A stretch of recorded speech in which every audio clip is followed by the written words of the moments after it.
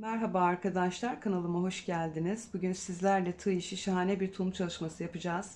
Instagram sayfamda çok sorduğunuz ve çok beğeni alan bir tulumdu bu. Biliyorsunuz daha önce yapımını da Türkiye'de ilk kez YouTube kanalımda ben yayınlamıştım. Fakat sol elle yaptığım için sağ eliyle öğren arkadaşların büyük kısmı yapımında zorlanmış. Sağ ile uyarlayıp daha kapsamlı bir şekilde çekmemi istediler. Ben de onları kıramadım ve sizler için tulumun yapımını yeniden çektim. Benden sonra bu tulumu yapacak YouTuber arkadaşlar olacaktır. Emeğe saygı adına arkadaşlar videonuzun 2-3 saniyelik bölümünde kanalımı tanıtarak destek olursanız sevinirim. Şimdi kullanacağım malzemeleri de söyleyeyim. Daha sonra birlikte yapımına geçelim. Alize Wave West'in 240 metre uzunluğunda bambu karışımlı ipini kullanacağım. Beden örgümü 6, lastik örgümü de 3 numaralık tığımla öreceğim. Videoma geçmeden önce kanalıma abone olarak yapacağınız beğeni ve yorumlarla beni desteklerseniz çok sevinirim. Şimdi hazırsak bu güzelliğin yapımına başlayalım. Tulumun üzerindeki modeli ve lastik örgünün yapımını yukarıdaki videolarımda ayrıntılı bir şekilde anlattım. Tulumunuzu örmeden önce o videoları izleyerek küçük bir parça üzerinde önce modelin yapımını öğrenin arkadaşlar. Daha sonra tulumunuz üzerinde uygulayın. Bu defa anlamadık demeyeceksiniz. Çünkü zincir kısmına kadar her şeyi en ince ayrıntısına kadar göstereceğim. 52 tane zincir çekeceğim ve üzerine trabzanlar yapacağım. Trabzanlarımı yaptıktan sonra fazla olan çektiğim zincirler olursa buradan sökeceğim. Şimdi 52 tane zincirimi çekiyorum.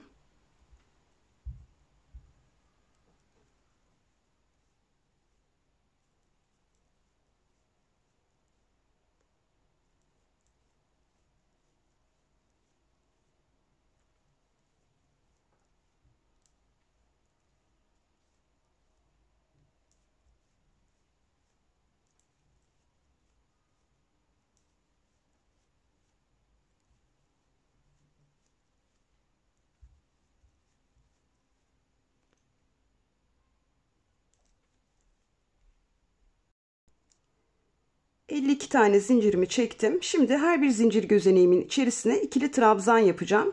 Trabzanlarımı yaparken aynı zamanda rob ayrımlarımı da yapacağım. Doluyorum. Bakın buradan 1, 2, 3. gözeneğin içerisine batarak birinci ikili trabzanımı yapıyorum. 1, doluyorum. Bir yandaki gözeneğin içerisine, dediğim gibi her bir gözeneğin içerisine bir tane gelecek şekilde toplamda 10 tane ikili trabzan yapacağım ön bedenim için. 1, 2,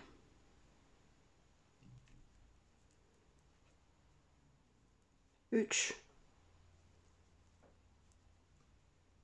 4, 5, 6, 7,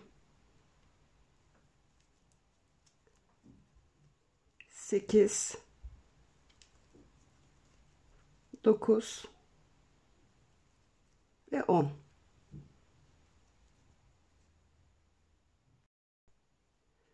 Ön bedenim için 10 tane ikili trabzanımı yaptım. Şimdi bir tane yine yandaki gözeneğe ikili trabzan yapacağım.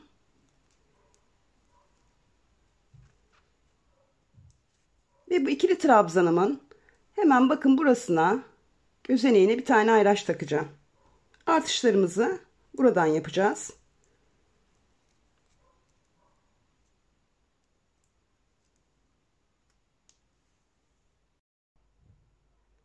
Ayracımı taktığım yer oldukça belirgin.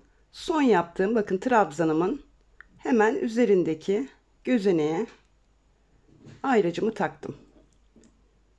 Şimdi tekrar devam ediyorum. Şimdi kol bedenim için 5 tane ikili trabzan yapacağım. Yine her bir zincir gözeneğine bir tane gelecek şekilde yan yana 5 tane ikili trabzan yapıyorum. 1, 2, 3, 4 ve 5. Doluyorum. Şimdi bir trabzanda yine bir yandaki boşluğa yapıyorum. Üzerine yine ayracımı takacağım. Trabzanımı yaptım. Ayracımı bakın hemen şuraya takıyorum. Trabzanımın üzerine son yaptığım.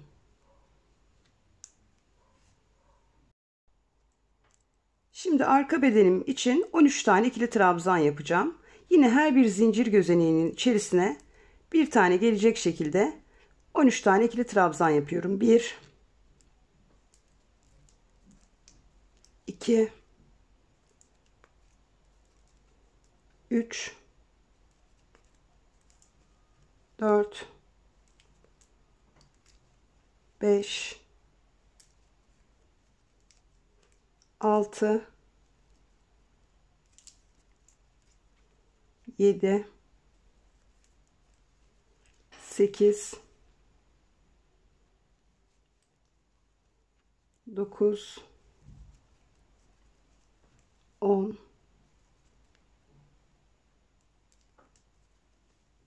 11 12 ve 13.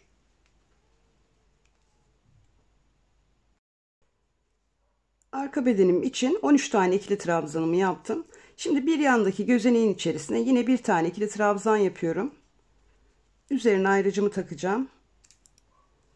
Artık nereye taktığımız belli arkadaşlar. Yaptığımız ikili trabzanın hemen üzerindeki gözeneğe ayrıcımızı takıyoruz.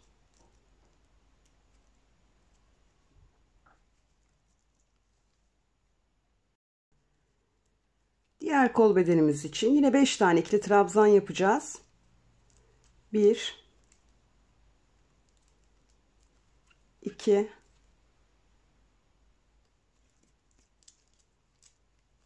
3 4 ve 5. Kol bedenimiz için 5 tane ikili trabzanımızı yaptık. Yine bir yandaki gözeneğin içerisine bir ikili trabzan daha yapıyoruz. Ve üzerine ayrıcımızı takıyoruz.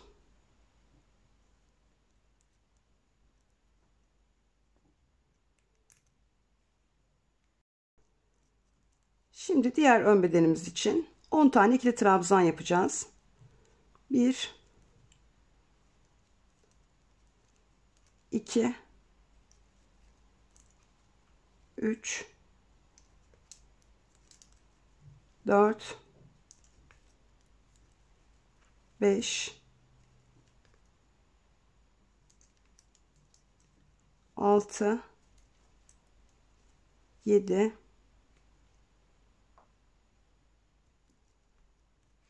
8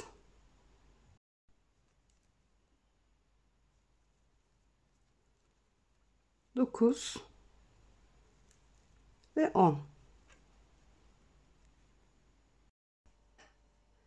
Diğer ön bedenim için de 10 tane ikili trabzanımı yaptım. Bakın zincirlerim kaldı arkadaşlar. Bunları da bu şekilde söküyorum. İlk zincirinizi gevşek attığınız sürece çok rahat bir şekilde sökebilirsiniz. Burayı da sıkıştırıyorum. Evet arkadaşlar, roba kurulumumuzu yaptık. Şu an ayraç taktığımız trabzanlarımız dahil toplamda 47 tane ikili trabzan yaptık. Bir iki tane arkadaşımız var. Videoların altına genelde şu şekilde yorumlar yapıyorlar. İşte bir tane zincirin içine kaç tane ikili trabzan yaptınız hiç görünmüyor. Ya da işte hep karşı taraf biliyormuş gibi anlatıyorsunuz. Anlatımınız berbat vesaire. Bu tarz yorumlar yapıyorlar bu arkadaşlarımız. Şimdi arkadaşlar ben 47 tane ikili trabzan yaptım değil mi buraya? Ve trabzanlarımı yaparken de diyorum ki her bir zincir gözeneğin içerisine bir kez batmak suretiyle yapıyorum trabzanlarımı diyorum. Ve bunu trabzanlarımızı yaparken 5-6 kere söyledim. Normalde bir kere söylemem yeterli. Ne yapayım arkadaşlar? Burada 47 tane ikili trabzan var yani. 47 trabzan boyunca aynı şeyi mi söyleyeyim? Ben sessiz bir video çekmiyorum yani aynı zamanda konuşuyorum. Birazcık söylenenleri de dinleyerek yaparsa bu arkadaşlar, bu yorumu yapmayan arkadaşları tenzih ediyorum. Yani bu konu sizlerle alakalı değil. Gerçekten artık kasıtlı yaptığını düşünüyorum. Bir iki tane arkadaş var, onlar kendilerini biliyorlar. Lütfen sinirlendirmeyin beni yani. Neyse arkadaşlar, şimdi bir tane zincirle bu 47 tane ikili trabzanımızın üzerine sık iğne yapacağız. Bir tane zincir çekiyorum, dönüyorum. Bakın arkadaşlar, ilk gözeneğimin içerisine, şuradaki gözeneğin içerisine, zincirle çıktığım gözenek bu benim. İlk sık iğnemi buraya yapıyorum. Ve şimdi sırayla her trabzan gözeneğimin üzerine bir tane gelecek şekilde sık iğnelerimi yaparak ilerliyorum. Şimdi buradaki ayraçlarımı hemen altındaki trabzanın üzerine alacağım. Bir önceki videomda direkt buralara takmıştım. O zaman anlaşılır olmadığını söylemiştiniz. Şimdi hazır üstündeyken hemen bir alt almak daha kolay olacak. Şimdi oraya kadar öreyim ben sık iğnelerimi. Sayalım arkadaşlar bir de. 1, 2, 3, 4, 5, 6, 7, 8, 9, 10. Ön bedenimiz için 10 tane altta ikili trabzanımız vardı. Üstte de 10 tane sık iğnemiz var. 11. gözeneğimizin içerisinde ayracımız takılı. Ayracımızı çıkarıyoruz. Ve bakın hemen altındaki trabzana takıyoruz. Arkasındaki boşluktan, yani herhangi bir yerine batırmıyoruz. Şimdi bunun üzerine de yine sık iğnemizi yaparak devam ediyoruz. Bir tane yaptık. Kol bedenimiz için 5 tane sık iğnemiz vardı biliyorsunuz. 5 tane yapıyoruz. 1, 2, 3, 4 ve 5. 6. da ayracımız vardı. Çıkarıyoruz.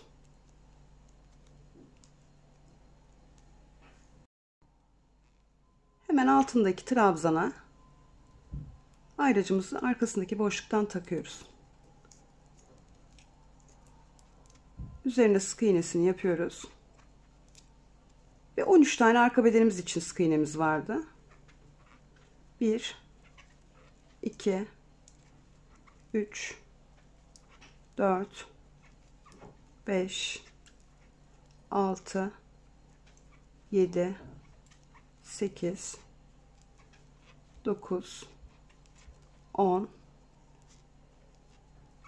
11, 12 ve 13. 14. de ayracımız takılı. Ayracımızı çıkarıyoruz. Normalde alt tarafı takmak yeterli ama demek ki anlaşılır olmamış arkadaşlar. O yüzden bu şekilde yaptım. Bakın hemen buraya batmam gerekiyor. Şimdi batacağım ve sık iğne yapacağım. Onun altındaki 6. trabzana, alttan saydığımız zaman kol bedenimizdeki 6. trabzana ayracımızı takıyoruz. Yani buraya sık iğne yapacağım. Onun altındaki trabzana ayracımı taktım. Üzerine sık iğnemi yapıyorum. Ve şimdi diğer kol bedenim için 5 tane sık iğne yapıyorum. 1, 2, 3, 4 ve 5. Ayracımı çıkarıyorum. Gözeneğinden alıyorum. Altındaki trabzana takıyorum ayracımı.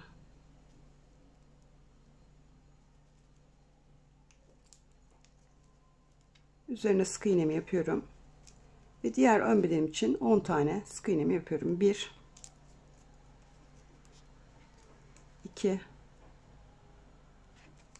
3, 4, 5, 6, 7, 8, 9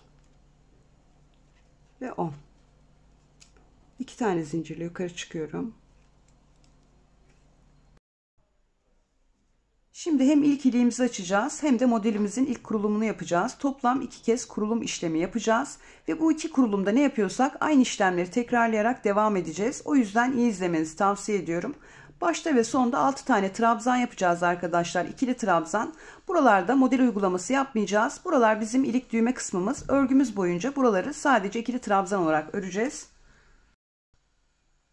2 tane zincirle yukarı çıkmıştım. Doluyorum. Zincirle çıktığım gözeneğin içerisine arkadaşlar, aynı gözeneğin içerisine bir tane ikili trabzan yapıyorum. Zincirimi saymıyorum. Bir tane trabzan yaptım. Bir yandakine ikinciyi yapıyorum. Bir yandakine üçüncü ikili trabzanımı yapıyorum. Şimdi iliğimi açacağım. Bir tane zincir çekiyorum, doluyorum. Buradaki trabzan gözeneğimi atlıyorum. Bir yandakine bir ikili trabzan yapıyorum. Şimdi sayıyorum. Zincirim hariç 1, 2, 3, boşlukta 4, 5, bir tane daha ikili trabzan yapıyorum. 6. Şimdi artık modelime geçeceğim. 2 kere doluyorum. Bakın bir yandaki gözeneği değil, gözeneğin altındaki trabzanın arkasındaki boşluktan giriyorum. Ve her defasında 2 tanesini içerisinden çıkarak 3 kere de bir tane ön diş trabzan yapıyorum. Doluyorum. Bir yandaki bakın sık iğne gözeneğine giriyorum. Ve normal şekilde ikili trabzan yapıyorum. 2 kere doluyorum. Tekrar bir yandaki sık iğne gözeneğinin altındaki trabzanın arkasındaki boşluktan giriyorum. Her defasında 2 tanesini içerisinden çıkarak bir tane ön diş trabzan yapıyorum. Doluyorum. Bakın buradaki gözeneğin içerisine bir yandaki oluyor bu. Bir tane ikili trabzan yapıyorum. Ayracımızın takılı olduğu yere geldik. Şimdi burada artış işlemimizi yapacağız. Buraya kadar arkadaşlar yine aynı şekilde her bir gözeneğin içerisine bir kez gelecek şekilde battık. Normal ikili trabzanlarımızı da o şekilde yaptık. Ön diş trabzanlarımızı da üstteki gözeneği değil, hemen altındaki trabzanın arkasını dolanarak yaptık. Yani çift battığımız herhangi bir yer yok burada. Her birine tek tek battık. Ayracımızın üzerindeki sık iğne gözeneğin içerisine, aynı gözeneğin içerisine 2 tane ikili trabzan yapıyoruz. Bunlar bizim artışlarımız. 1. Tekrar aynı gözeneğin içerisine ikinci artışımı yapıyorum. 2. Şimdi 2 kez yine üstüne doluyorum. Ayracımın takılı olduğu trabzanımın arkasındaki boşluktan giriyorum. 3 defa da yukarı çıkarak bir tane ön diş trabzan yapıyorum. Doluyorum. Az önce 2 tane ikili trabzan yaptığımız gözeneğin içerisine bakın, ön diş trabzanımın arkasındaki gözenek bu. 2 tane daha ikili trabzan yapıyorum. Şu an o gözenekte 4 tane ikili trabzanımız oldu.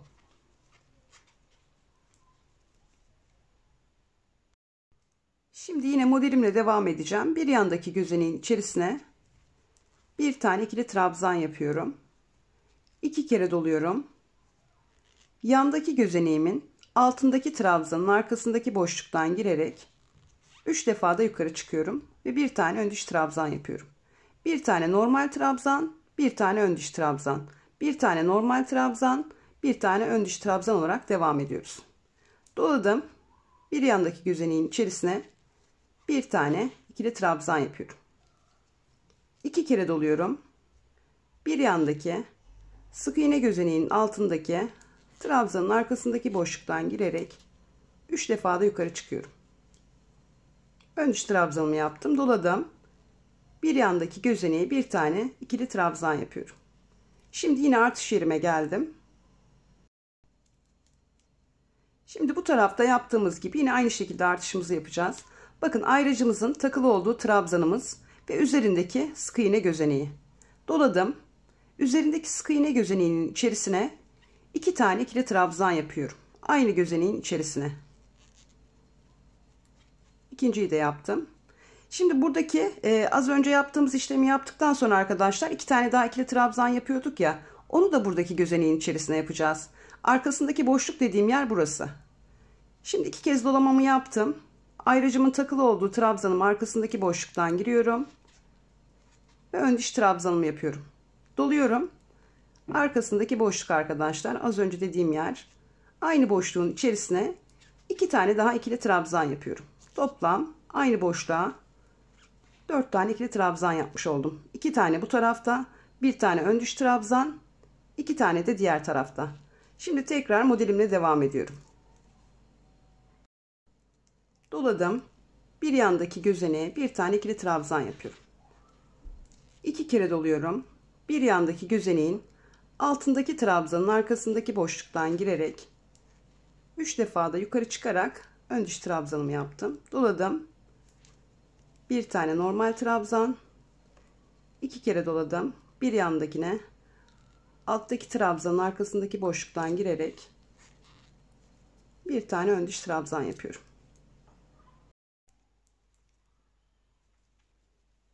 Bir tane normal trabzan. Bir tane ön diş trabzan. Aynı işlemleri yaptığım için sessiz bir şekilde ilerleyeceğim arkadaşlar. Ekstra bir şey yaptığım zaman zaten söylüyorum. Şu an yaptığım tek işlem bir tane normal trabzan, Bir tane ön diş trabzan. Buralarda gözenek atlamamanız çok önemli arkadaşlar. Atladığınız zaman bambaşka bir şey olur.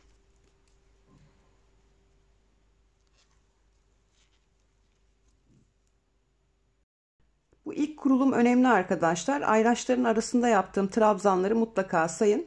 Altta sadece trabzanın üzerine model uygulaması yaptığımız için bu ilk kurulum sırası önemli. Ama bundan sonraki sıralarda zaten içli dışlı durdukları için herhangi bir problem olmayacak. Ama bu sırada kurulumu yanlış yaparsanız, bir tane eksik ya da bir tane fazla yaparsanız bundan sonraki sıralarda kayma olur ve gerçekten hoş olmaz. O yüzden kaç tane trabzan yapıyorsam bu iki ayraç arasında mutlaka sayın. Şimdi yine devam ediyorum.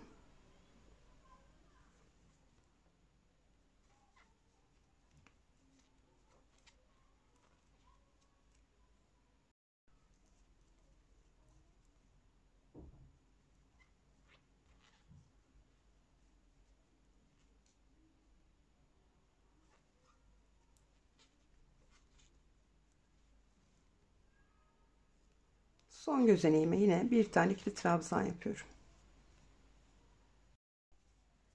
Şimdi artışlarımı yapacağım. Ayracımın bulunduğu yere geldim.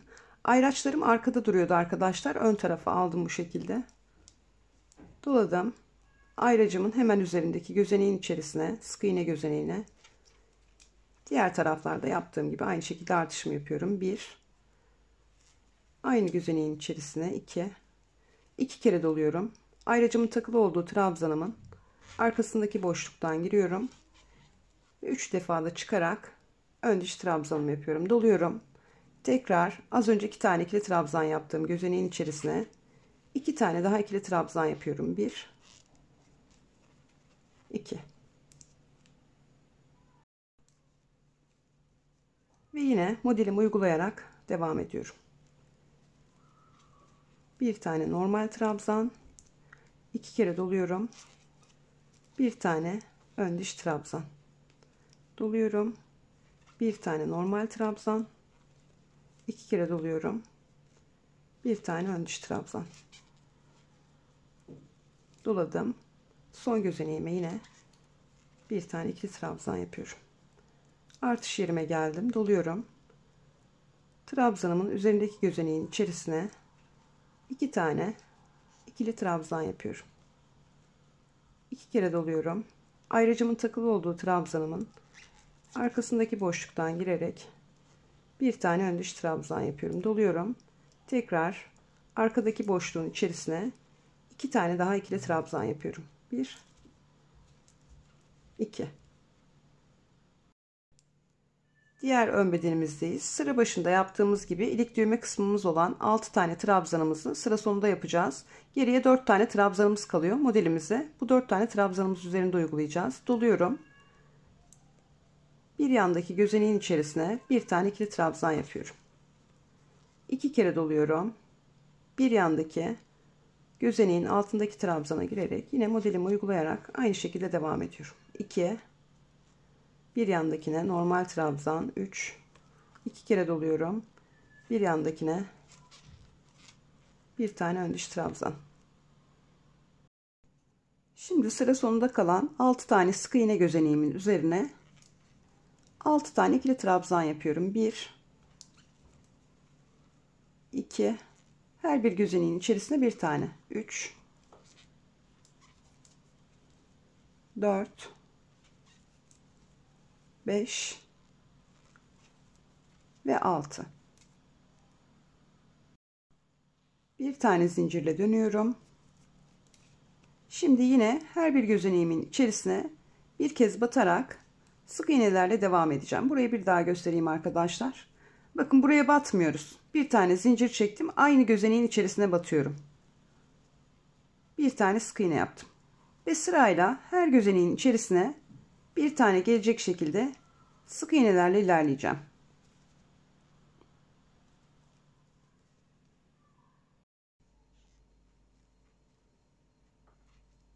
Birlikte 2 tam kurulum sırası yapacağız arkadaşlar. O yüzden videoyu kesmeyeceğim.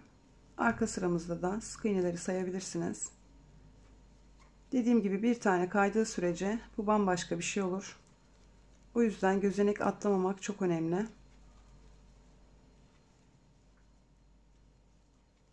İkinci kurulumumuzda ne yaptığımız daha net bir şekilde ortaya çıkacak.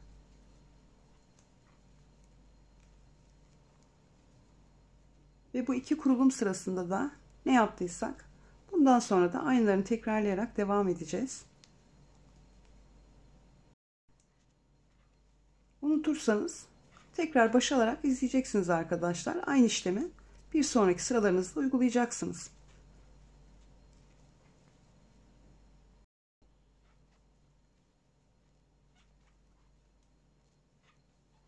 Çok az gösteriyorsunuz diyorsunuz ama yani sonuçta aynı işlemleri yapacağız. Örgü boyunca aynı işlemi yapmamıza gerek yok bence.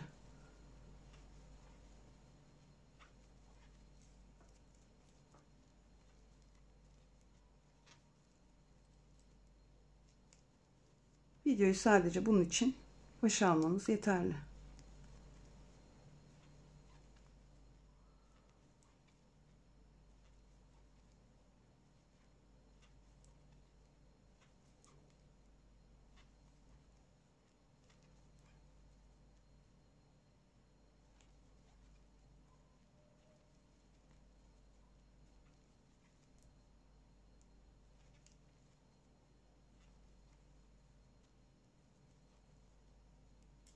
Şimdi buradaki ilikli kısmımıza geldik. İçindeki boşluğa batıyoruz arkadaşlar. Ve daha sonra devam ediyoruz. Sonunda da 3 tane trabzanımız var. 3 tane üzerine sık iğne yapıyoruz. Evet arkadaşlar, roba artışlarımızı yaparak modelimizin birinci sırasının tamamını birlikte ördük. Şimdi ikinci yani son model sıramızı yapacağız. Daha sonra bu iki model sırasında yaptığımız işlemlerin aynısını tekrarlayarak örgümüze devam edeceğiz. İkinci model sıramıza geçmeden önce birinci sıramızda ne yapmıştık yine kısaca bir hatırlayalım. Baştaki ve sondaki 6 tane ikili trabzanımızı örgümüz boyunca model uygulaması yapmadan bu şekilde devam ettireceğiz. Sadece ilikli kısımda sırası geldikçe az önce yaptığımız gibi ilik çalışması yapacağız. Bunu da 4 ikili trabzan sırası arayla yapacağız. Onun dışında arkadaşlar 6 tane ikili trabzanımızı ördükten sonra bir tane ön diş trabzanla başlamıştık. Burası çok önemli. Çünkü bir sonraki yani birazdan yapacağımız sırada bu ön diş trabzanlarımızı yan yana 2 tane yapacağız. Ve kaydırma işlemi yapmış olacağız. Daha sonra o şekilde devam edeceğiz. Yani çok bir farkı yok. Sadece sıra başında bir keresinde bir tane, bir sonraki sırada 2 tane ön diş trabzan yapacağız ki model kaysın. Şimdi ikinci kurulumumuzla devam edelim. 2 tane zincirle yukarı çıkıyorum. Dönüyorum. Zincirle çıktığım gözeneğin içerisine bir tane ikili trabzan yapıyorum. Aynı gözeneğin içerisine. Sıra başındaki trabzanları bu şekilde yapacağız arkadaşlar. Şimdi 6 tane trabzanımı normal şekilde yapıyorum. 2 3 4 5 ve 6. İlik düğme kısmına ait 6 tane ikili trabzanımı ördüm. Şimdi modelimle devam edeceğim. Bir alt model sırası arkadaşlar zaten bize ne yapacağımız konusunda yol gösteriyor. Bakın buradaki kenardaki 6 tane ikili trabzandan sonra önümüze bir tane ön diş trabzan çıkıyor. 2 kere doluyoruz. Bu ön diş trabzanın arkasındaki boşluktan giriyoruz. Ve bir tane ön diş trabzan yapıyoruz. Yine her defa 2 tanesinin içerisinden çıkarak ön diş trabzanımızı yapıyoruz. Tekrar 2 kere doluyoruz.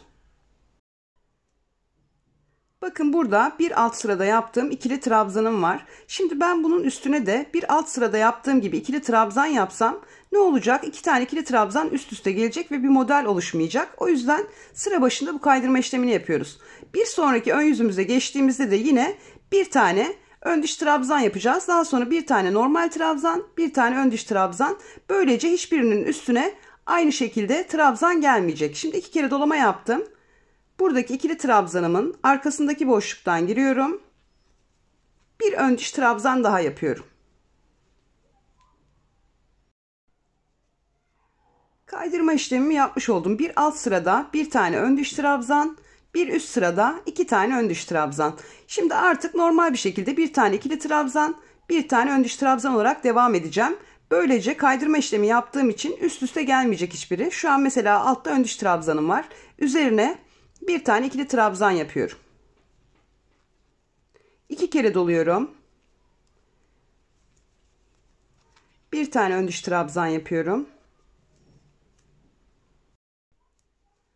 Burada önemli olan başlangıçtaki kurulumu düzgün yapmak arkadaşlar. Şimdi bakın bir önceki sırada artışlar yapmıştık. O bölüme geldik. Ne yapıyoruz? Yine gidişat yönümüze göre ayarlıyoruz. Bir tane ön diş trabzan yaptık, doluyoruz. Bir tane yanındaki gözeneğe ikili trabzan yapıyoruz. 2 kere doluyoruz. Diğer artışımızın arkasındaki boşluktan giriyoruz. Buraya bir tane ön diş trabzan yapıyoruz. Doladık. Şimdi bakın ayracımızın takılı olduğu ön diş trabzanımızdayız. Üzerindeki gözeneğin içerisine bir önceki kurulumda yaptığımız gibi aynı gözeneğin içerisine 2 tane ikili trabzan yapıyoruz. 2 kere doluyoruz. Buradaki ön diş trabzanımızın arkasındaki boşluktan girerek bir tane ön diş trabzan yapıyoruz. Ayracımızın takılı olduğu trabzanımızın üzerindeki trabzanlar hep ön diş trabzan olacak arkadaşlar. Bu şekilde ilerleyecek. Şimdi doluyorum. Bir önceki sırada artışımızı yine arkadaki boşluğa yapmıştık. Yine aynı şekilde yapıyoruz. 2 tane bu taraftan artırdık. Aynı gözeneğin içerisine ön diş trabzanımızı yaptıktan sonra 2 tane daha ikili trabzan yapıyoruz. Kol bedenimizin artışlarını yaptık. Şimdi burayı nasıl ayarlayacağız arkadaşlar? Onu da şu şekilde göstereyim. Bakın burada ön diş trabzanım var. Uzun olan ve önde duran. Bunun üzerine bir tane normal düz trabzan yapacağım için bir yandaki ön diş trabzan olacak. Bir yandaki normal trabzan, bir yandaki ön diş trabzan olacak. Ne yapıyorum? 2 kere doluyorum. Hemen ön diş trabzanımı yapıyorum. Böylece ne oluyor? Üst üste gelmeyecek hiçbiri. Doluyorum. Bir yandakine bir tane normal ikili trabzan yapıyorum. 2 kere doluyorum. Buraya bir tane ön diş trabzan yapıyorum. Doluyorum. Bakın artık burada ön diş trabzanımın bulunduğu yere geldim. Artık oradaki karmaşıklık yok çünkü ayarladık. Doladım. Ön diş trabzanımın üzerine bir tane normal ikili trabzan yapıyorum. İzleyerek değil de arkadaşlar uygulayarak yaparsanız aslında çok kolay olduğunu göreceksiniz. 2 kere doluyorum. Şimdi bakın burada bir tane normal ikili trabzanım var. Ne yapıyorum üzerine? 2 kere doladığım için bir tane ön diş trabzan yapıyorum. Ön diş trabzanın üzerine ikili trabzan, ikili trabzanın üzerine de ön diş trabzan yapıyoruz. Şimdi devam ediyorum. Bir tane normal trabzan yapıyorum. 2 kere doluyorum. Bir tane ön diş trabzan yapıyorum. Bakın yine artış yerlerime geldim. Devam ediyorum. Bir tane normal trabzan yapıyorum. 2 kere doluyorum. Bir tane ön diş trabzan yapıyorum. Artış yerlerime yaklaşırken normal kurulumumu bozmadan devam ettim. Şimdi artış yerimdeyim. Bakın ayracımı takip ediyorum. Burası benim artış yerim. Buradaki gözeneğin içerisine yine bir alt sırada yaptığım gibi 2 tane aynı gözeneğin içerisine ikili trabzan yapıyorum. 2 kere doluyorum. Ön diş trabzanımın arkasından giriyorum. Bir tane ön diş trabzan yapıyorum. Doluyorum. Arkasındaki az önce 2 tane ikili trabzan yaptığım yuvanın içine tekrar 2 tane ikili trabzan yapıyorum.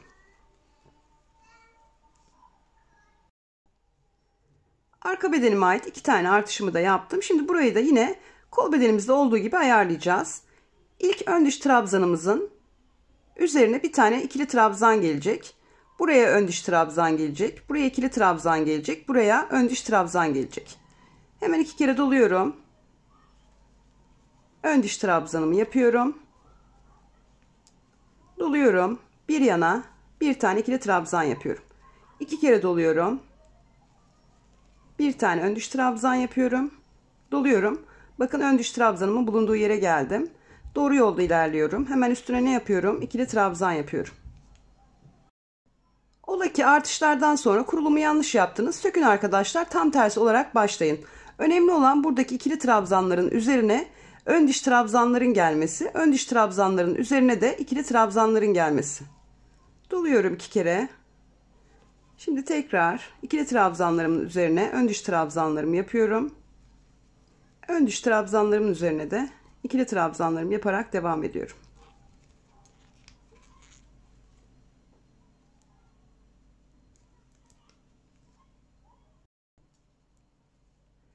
Doluyorum. Bir tane ikili trabzan yapıyorum. 2 kere doluyorum. Bir alttaki trabzanın arkasındaki boşluktan girerek bir tane ön diş trabzan yapıyorum.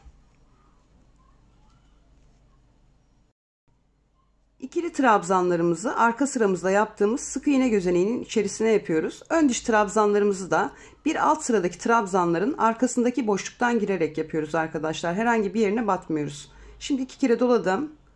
Alttaki ikili trabzanımın arkasındaki boşluktan giriyorum. Ve ön diş trabzanımı yapıyorum. Bir tane ikili trabzan. Bir tane ön diş trabzan. Bir tane ikili trabzan. Bakın ön diş trabzanın üzerinde. 2 kere doluyorum. Bir tane ön diş trabzan yapıyorum. Baştan sona geldiğimiz zaman hesaplamak kolay arkadaşlar. Çünkü sıramızı bozmadan ilerliyoruz. Bakın burada 2 tane boşta ikili trabzan var. Ne yapacağımızı zaten hesaplayabiliriz. Neden? Kaldığımız yerden devam ediyoruz.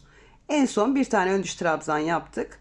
Bir sonraki ikili trabzanın üzerine bir tane ikili trabzan yapıyoruz. 2 kere doluyoruz. Sondaki trabzanın altındaki boşluktan giriyoruz. Ve bir tane ön diş trabzan yapıyoruz. Şimdi tekrar ayracımızın bulunduğu yere geldik. Doluyoruz. Buradaki sık iğne gözeneğinin içerisine yine diğer taraflarda yaptığımız gibi aynı gözeneğin içerisine 2 tane ikili trabzan yapıyoruz. 2 kere doluyoruz.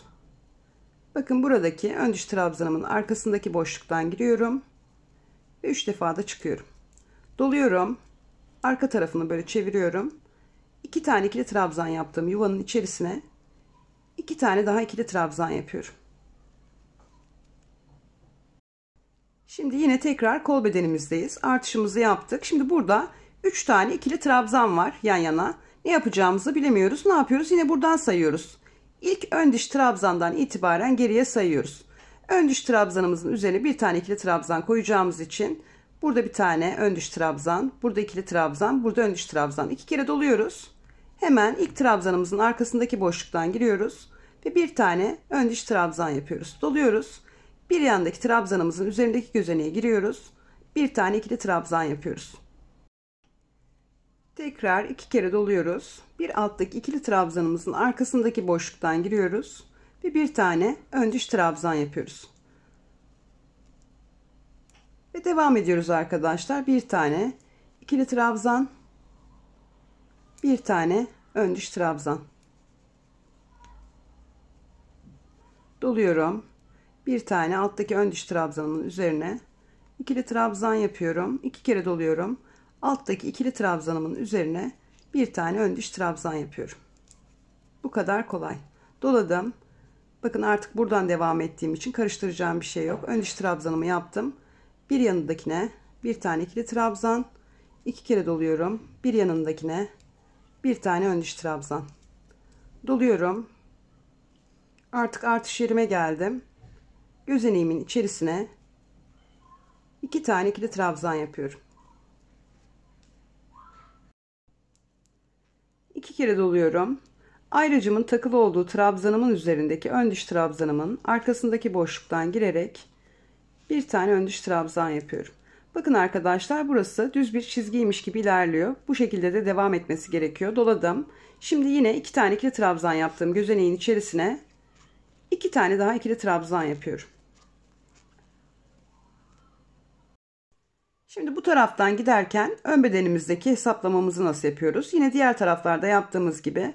Bakın en son burada ön diş trabzanımız var. Ne yapıyorduk ön diş trabzanımızın üstüne? Bir tane ikili trabzan yapıyorduk. Buraya ikili trabzanımızı yaptık olarak düşünüyoruz.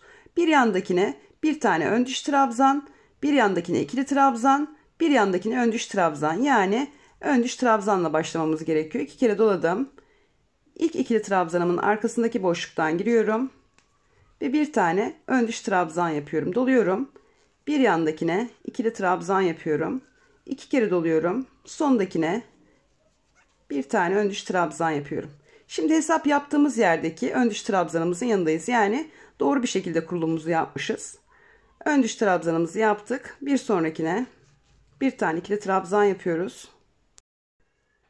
Şimdi burada 6 tane ikili trabzanımız var. Yanında da 2 tane modelimize ait trabzanımız var. Bir tanesi baştaki ön diş trabzanımız, yanındaki ikili trabzanımız.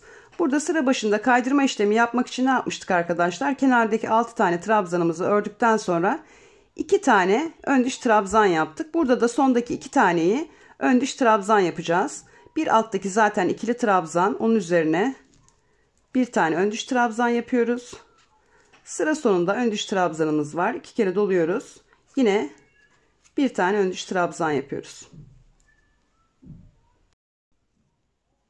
Şimdi farklı hiçbir işlem yapmadan sondaki 6 tane ikili trabzanımızın üzerine yine 6 tane ikili trabzan yapıyoruz. 2 3 4 5 ve 6. Evet arkadaşlar, ikinci yani son model sıramızın tamamını da birlikte yaptık. Artık bu iki model sırasında yaptığımız işlemlerin aynısını dönüşümlü olarak tekrarlayarak örgümüze devam edeceğiz. Arka yüzlerimizde herhangi bir değişiklik yapmıyoruz. Yani artırma ya da eksiltme işlemi. Bir önceki model sıramızın arka yüzünün tamamını birlikte yapmıştık. Aynı şekilde yapacağız. Trabzan gözeneklerimizin her birine bir tane gelecek şekilde sık iğnelerimizi yapacağız. Ön yüzümüzde de iki model sırasında yaptığımız gibi ayraçlarımızın bulunduğu yerden artışlarımızı yapacağız. Şimdi arkadaşlar bundan sonraki sıraları videoyu tekrar başa alarak yapabilirsiniz. Buradaki hesaplama işlemini yapmanız gerekmeyecek.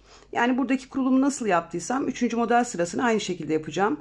4. sıramda da 2. sırada yaptıklarımın aynısını yapacağım ve 1 2 1 2 olarak devam edeceğim. Şimdi 14 santimetre uzunluğa gelene kadar roba artışlarımızı bu şekilde yapalım. Daha sonra birlikte devam edelim. Evet arkadaşlar, ben roba artışlarımı tamamladım. İlk zincir çekerek başlamıştık ve üzerine ikili trabzanlar yapmıştık robamızı kurarken. O ikili trabzanların altından ölçtüğümüz zaman 14 santimetre uzunluğa gelene kadar artışlarıma aynı şekilde devam ettim. İkinci iliğimi de 4 trabzan sonrası açtım. Yani burada ilk iliğimden sonra 1 2 3 4 tane trabzan sıram var. 5. trabzan sırama ikinci iliğimi açtım. İkinci iliğimin altında da 2 trabzan sıram var. Bu bölüme kadar tamamen artış yaptım arkadaşlar. Ön yüzümde modelimi uygulayarak yine artışımı yaparak devam ettim. Fakat arka sıramı örmedim. Çünkü şimdi arka bedenimizi 2 sıra öreceğiz. Daha sonra birleştirme işlemimizi yapacağız. Arka bedenimizde bu çizgi görünen ön diş trabzanımızın ucuna ayraç takıyoruz. Diğer tarafına da aynı şekilde bakın takip ediyorum. Ayracımı takıyorum. Şimdi burada bir sıra model uygulaması yapacağız. Örgümün arka yüzünü çevirdim. Ayraç taktığım yerden başlayacağım. Diğer ayracın bulunduğu yere kadar arka sıralarımızda yaptığımız gibi sık iğne öreceğim. Ayraç taktığım yere giriyorum. Ve sık iğnelerle diğer ayracımın bulunduğu yere kadar devam edeceğim.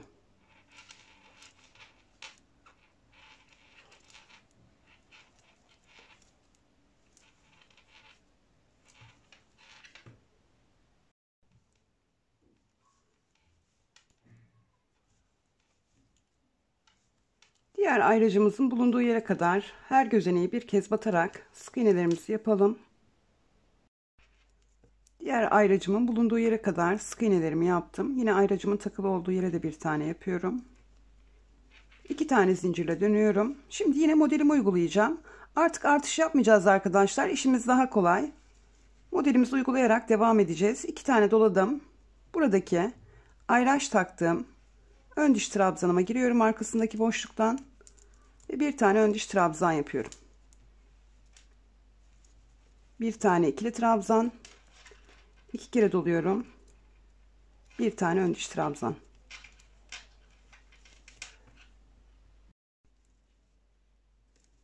Bir tane ikili trabzan. Bakın altta hiçbiri birbirinin üstüne gelmiyor. Bu çok önemli arkadaşlar. 2 kere doluyorum. İkili trabzanımın üzerine bir tane ön diş trabzan yapıyorum. Ve devam ediyorum aynı şekilde. Bir tane ikili trabzan. Bir tane ön diş trabzan.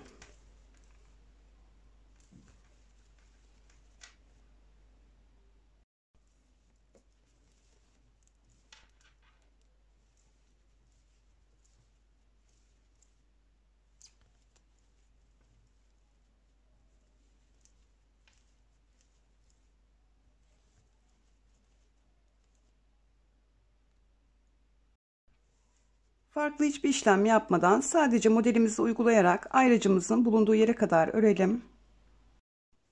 Sıra sonuna kadar modelimi uygulayarak ördüm. Şimdi ayracımın takılı olduğu buradaki ön diş trabzanıma ön diş trabzan yapacağım. En son ikili trabzan yapmıştım. Şimdi 2 kere doluyorum. Ve buradaki ön diş trabzanıma bir tane ön diş trabzan yapıyorum. Bir tane zincir çekiyorum. Ve sonradan taktığım ipimi kesiyorum. Artık örgüme mevcut ipimle devam edeceğim. Şimdi kol altı birleştirmelerimizi yapacağız. Roba çizgimizi takip ediyoruz. Arka bedenimizde yaptığımız gibi bitiş noktasına bir tane ayraç takıyoruz. Diğer ön bedenimizde de aynı işlemi yapacağız.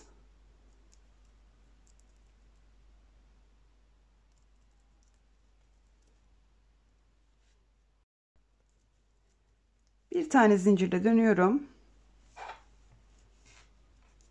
Arka yüzümü örmediğimi söylemiştim ya arkadaşlar. O yüzden arka yüzümden devam ediyorum. Normal arka yüzlerimizde yaptığımız gibi, az önce arka bedenimizde de yaptığımız gibi arka sıramızı sık iğne olarak örüyoruz. Her bir gözeneğe bir tane gelecek şekilde buradaki ayracımın bulunduğu yere kadar öreceğim şimdi. Ayracımın takılı olduğu yere kadar ön bedenimin arka yüzünü sık iğnelerle ördüm. Ayracımı taktığım yere de bir tane sık iğne yapıyorum. Artık buna ihtiyacımız yok. 4 tane zincir çekeceğim. 1, 2, 3, 4. Şimdi arka bedenimizle arkadaşlar birleştireceğiz. Buradaki ayracı da çıkaralım. Hemen başlangıçtaki trabzana giriyorum. Ve bir tane sık iğne yapıyorum. Ve yine diğer uca kadar sık iğnelerle devam edeceğim.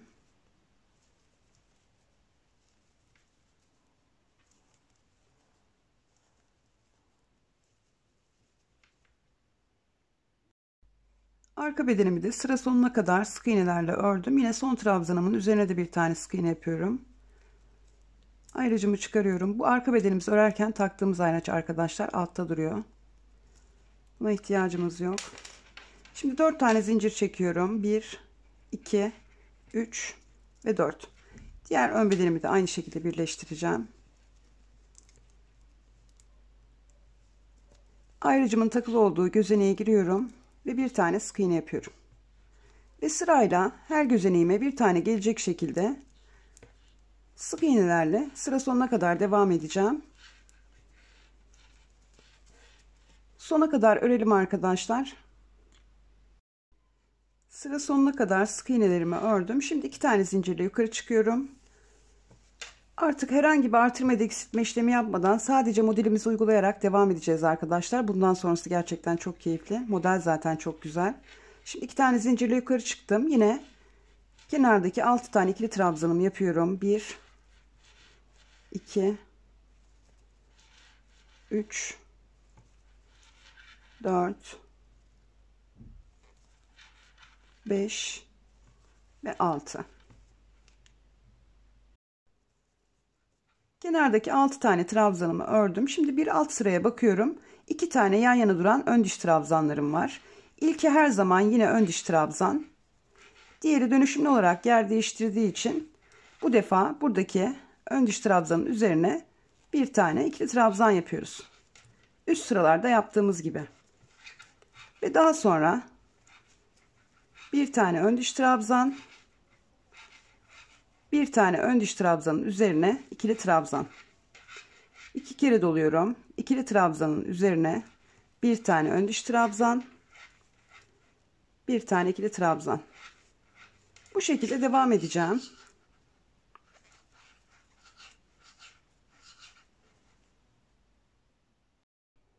Bu baştaki kurulum çok önemli arkadaşlar. Burayı düzgün yaptığınız sürece hiçbir sıkıntı yaşamazsınız. Zaten alt sıradan da kontrolünü yapabilirsiniz. Bir hata yaptığınız zaman sökersiniz. Şimdi burada önde duran ön diş trabzanların üzerine ikili trabzan yapıyoruz. 2 kere doluyoruz. Bakın geride duruyor ikili trabzan. Buna da arkasındaki boşluktan giriyoruz. Ve bir tane ön diş trabzan yapıyoruz. Doluyoruz. Bakın bir tane ön diş trabzanımız var uzun ve ön tarafta duruyor. Bunun üzerine İkili trabzan yapıyoruz. 2 kere doluyoruz. Bakın bir alt sırada geride duruyor. İkili trabzanımız var. Arkasındaki boşluktan giriyoruz ve bir tane ön diş trabzan yapıyoruz. Şimdi bu şekilde modelimizi uygulayarak zincirimizin bulunduğu yere kadar örelim. Modelimi uygulayarak zincirimin bulunduğu yere kadar ördüm. Şimdi buradaki 4 tane zincirime 4 tane ikili trabzan yapacağım. Bir sonraki model sırasında yine oraları da modelimi aynı şekilde uygulayacağım. En son arkadaşlar bakın ön diş trabzanımı yaptım. Yanında bir tane ikili trabzanım var. Ve şimdi 4 tane zincir gözeneğimin içerisine 4 tane ikili trabzan yapıyorum. 1 2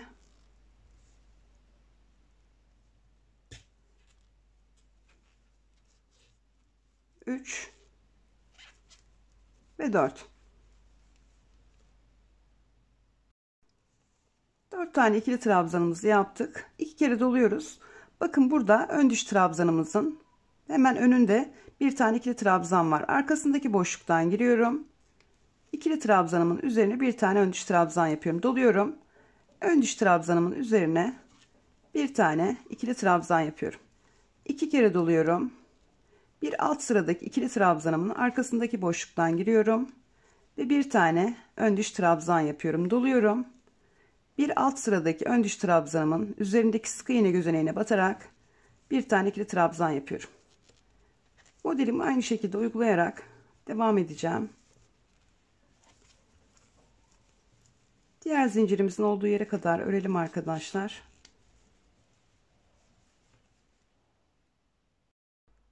Evet arkadaşlar, arka bedenimi modelimi uygulayarak zincirlerimin bulunduğu yere kadar ördüm. Burada sondaki 2 taneyi de söyleyeyim arkadaşlar. İlki ön diş trabzan, sondaki de ikili trabzan. Şimdi zincirlerimin üzerine 4 tane yine ikili trabzan yapacağım. 1 2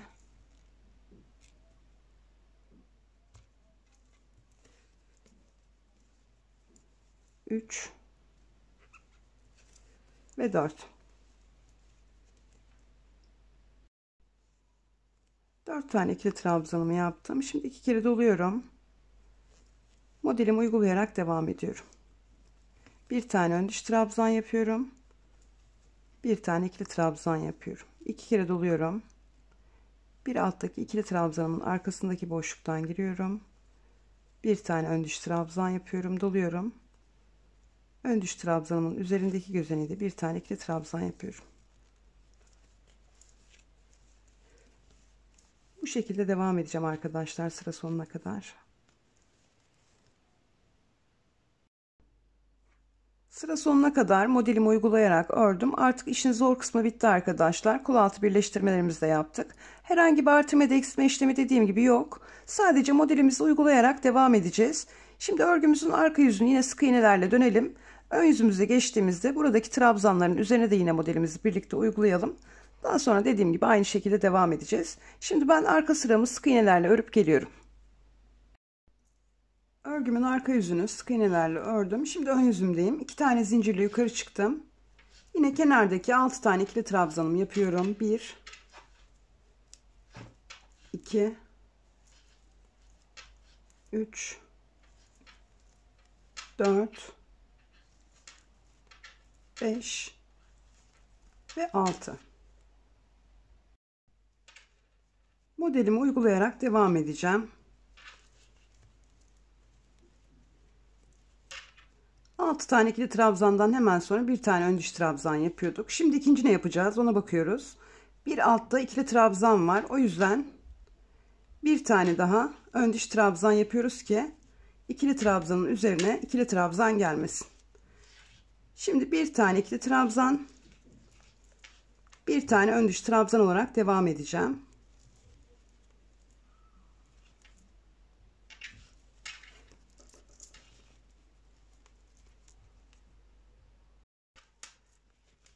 Bittiğinde şahane bir tulum olacak arkadaşlar.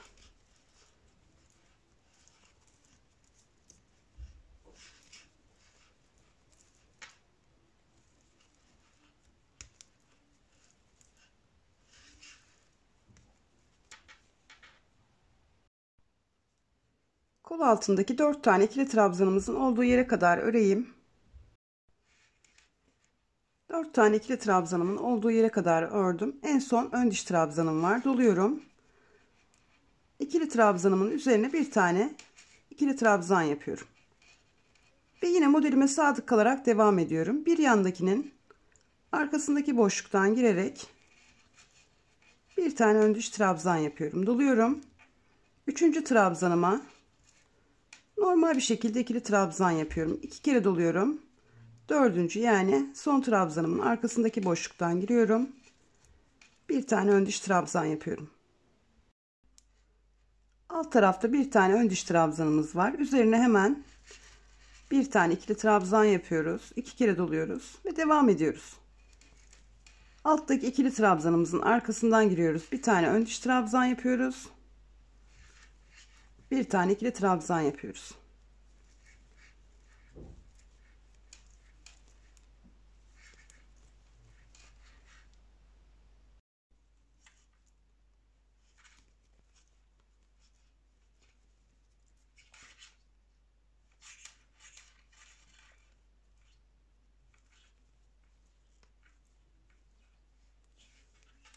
Dört tane trabzanımın olduğu yere kadar öreyim arkadaşlar.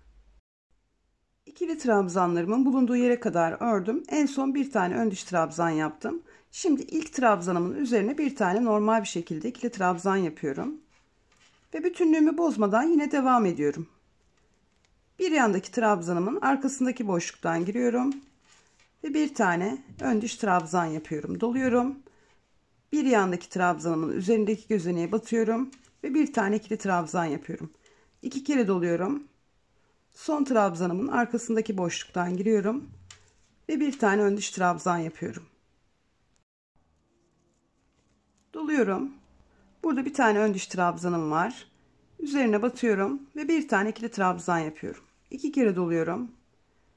Bir yandaki ikili trabzanın arkasındaki boşluktan giriyorum ve bir tane ön diş trabzan yapıyorum. Doluyorum. Buradaki ön diş trabzanımın üzerine batarak bir tane ikili trabzan yapıyorum. Aynı şekilde modelimi uygulamaya devam ediyorum.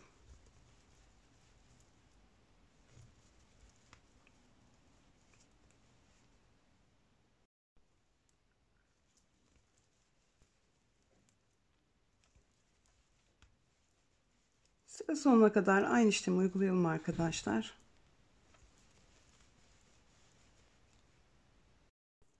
Evet arkadaşlar, modelimi uygulayarak sıra sonuna kadar ördüm. Kol altındaki trabzanlarımızın üzerinde de model çalışmamızı yaptık. Artık herhangi bir artırma da eksiltme işlemi yapmadan sadece modelimizi uygulayarak yakadan itibaren 29 santimetre uzunluğa gelene kadar öreceğiz. Her 4 ikili trabzan sonrası da ilik açacağız. 2 tane ilik açtım. 4 sıramda oldu. Arka sıramı sık iğnelerle döndükten sonra ön yüzümde 3. iliğimi açacağım. Toplamda 4 tane ilik çalışması yapacağız. Şimdi ben vermiş olduğum ölçüye gelene kadar öreyim arkadaşlar. Daha sonra birlikte devam edelim. Evet arkadaşlar, modelimi aynı şekilde tekrarlayarak yakadan itibaren 29 santimetre uzunluğa gelene kadar ördüm. Toplamda 4 tane ilik açtım. En son iliğimi açtıktan sonra da 4 trabzan sırası ördüm. Bu sıra sayılarını, ilmek sayılarını çok soruyorsunuz.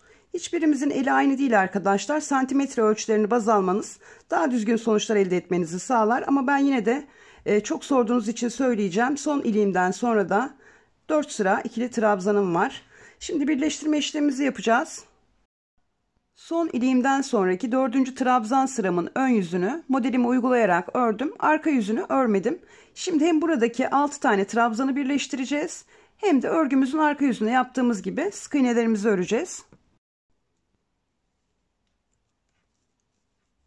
Şimdi buradan karşılıklı 6 tane trabzanımızı birleştireceğiz. Buradan başlamamız gerekiyor. İlkini kaydırıyorum. Daha sonra aynı gözeneğin içerisine bir tane sık iğne yapıyorum. Ve sırayla karşılıklı 6 gözeneğimi sık iğnelerle birleştiriyorum.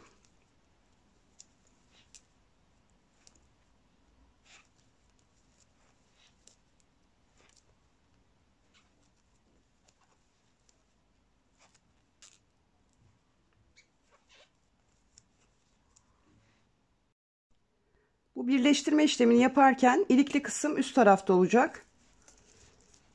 Şimdi yine normal şekilde sık iğnelerle devam edeceğim.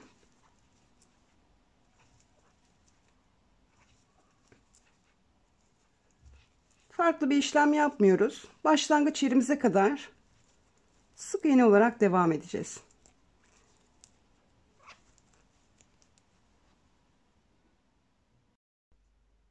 Sıra sonuna kadar sık iğnelerimi döndüm. Şimdi birleştirme yapmış olduğum yerin başlangıcındaki gözeneğin içerisine girerek CC tekniğiyle sabitliyorum. 2 tane zincir çekiyorum, dönüyorum. Örgümün ön yüzünde modelimi uygulayarak devam edeceğim.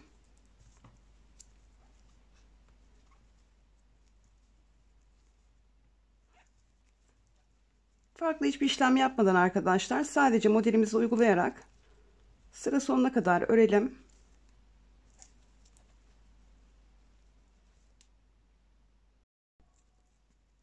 Sıra sonuna kadar modelimi uygulayarak ördüm. Bu defa buradan geri dönmeyeceğiz arkadaşlar. Buraya trabzanlar yapacağız. Daha sonra döneceğiz. 6 tane trabzanımızı birleştirmiştik. Her gözeneğinin içerisine bir tane gelecek şekilde toplam 6 tane ikili trabzan yapacağız. Zaten burada 6 tane gözeneğimiz var.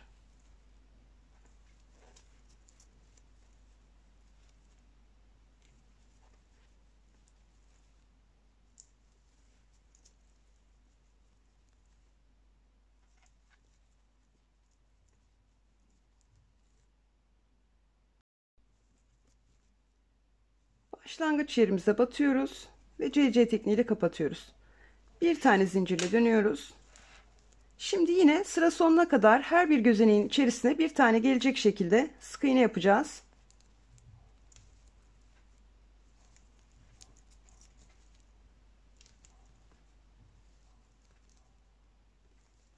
Sıramızı tamamlayalım.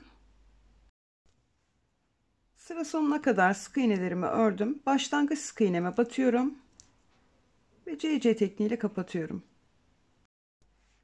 Buradaki birleştirme işlemini yapmadan önce hem ön yüzümüzü hem de arka yüzümüzü örüyorduk. Birleştirme işlemini yaptıktan sonra da bu durum değişmeyecek arkadaşlar.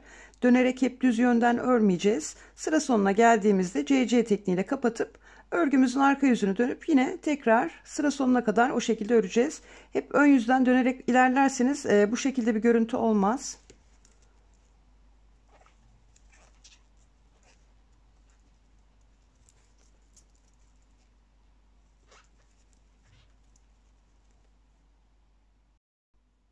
Şimdi modelimi uygulayarak sıra sonuna kadar öreyim. Alttaki trabzanlarımın bulunduğu yere kadar modelimi uygulayarak ördüm. Şimdi burada da modelimize sadık kalarak yine aynı şekilde model uygulaması yapacağız.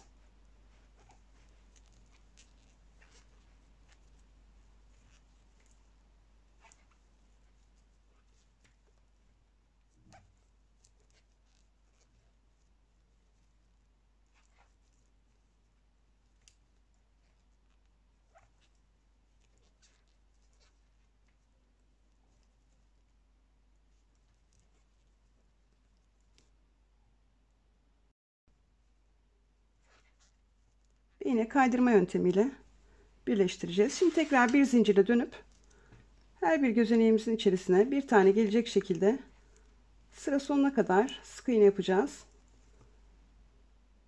Sık iğnelerimizi yapalım arkadaşlar. Sıra sonuna kadar sık iğnelerimi ördüm ve CC tekniğiyle kapattım. İlik düğme kısmımızın altındaki trabzanlarımızın tam ortasına gelecek şekilde bir tane ayraç taktım. Aynı şekilde arka ortaya da bir tane ayraç taktım. Bu iki tarafında trabzan sayıları aynı arkadaşlar. Şimdi buralarda artış yapacağız. Arka sıramı sık iğnelerle döndüğüm için örgümün ön yüzünden devam ediyorum. Şimdi yine modelimi uygulayarak ayracımın takılı olduğu yere kadar devam edeceğim.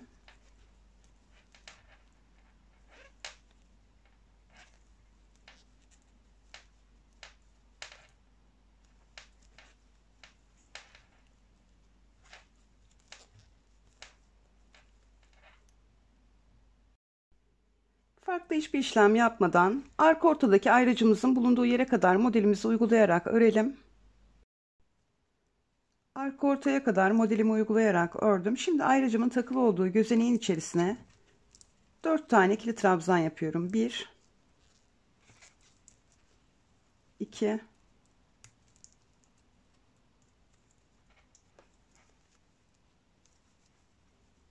3 ve 4.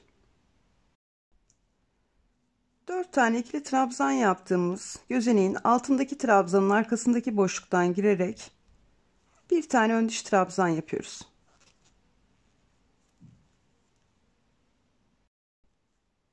Şimdi tekrar doluyoruz.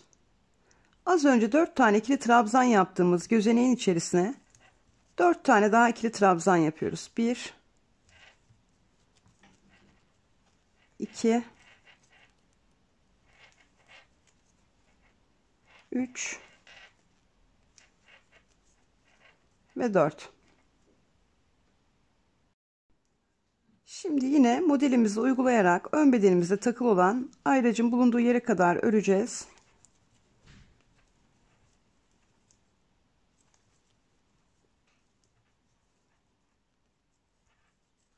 Ben tamamlayayım arkadaşlar. Ön bedenimde takılı olan ayracımın bulunduğu yere kadar ördüm. Şimdi burada da aynı işlemi yapacağım. Aynı gözeneğin içerisine 4 tane ikili trabzan yapıyorum. 2 3 ve 4. 2 kere doluyorum.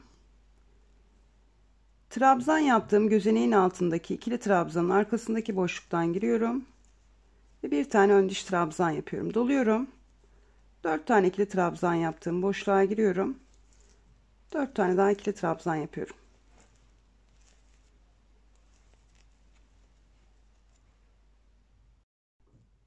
Sonda kalan 3 tane gözeneğime yine modelimi uyguluyorum.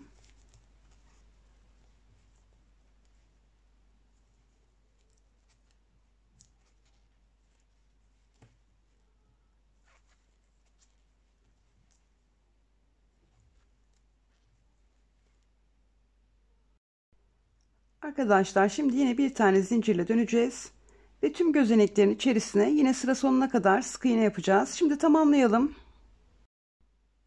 Arka sıramı sık iğnelerle tamamladım. 3 tane zincirle yukarı çıkıp örgümün ön yüzüne geçtim. Şimdi yine modelimi uygulayarak devam edeceğim.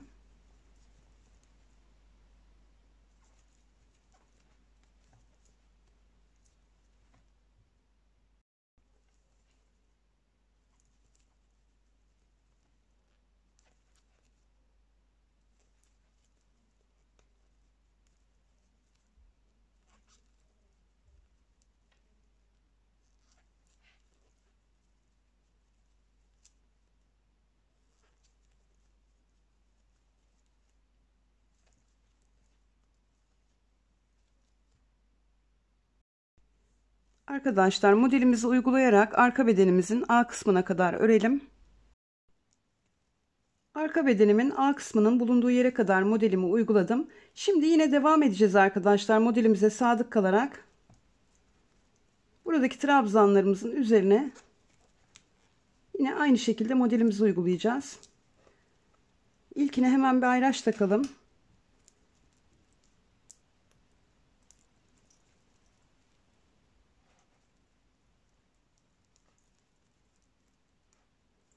Birazdan kapatma işlemi yapacağız. Karıştırmamak için yaptım bunu.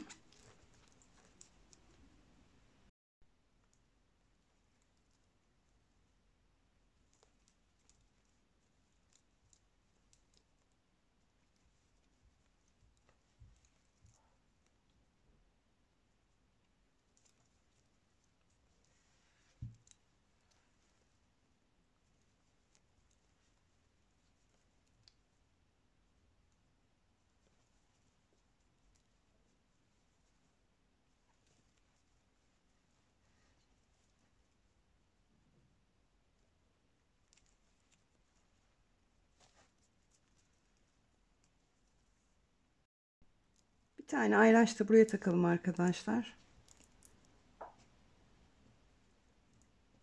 9 tane trabzanımıza modelimizi uyguladık.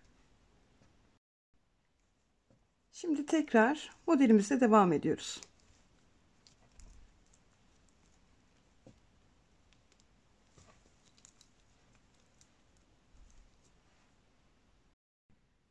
Arkadaşlar, arka bedenimizde işaretlememizi yaptık. Modelimizi de uyguladık. Şimdi modelimize sadık kalarak ön bedenimizdeki A kısmına kadar örelim. Daha sonra birlikte devam edelim. Evet arkadaşlar, ön bedenimin bulunduğu yere kadar modelimi uygulayarak ördüm. Buradaki trabzanlarımız üzerinde de yine arka bedenimizde olduğu gibi model uygulamamızı yapacağız. Yine geliş yönüne doğru. İlkini yapıyorum. Şimdi buraya da bir ayraç takacağım.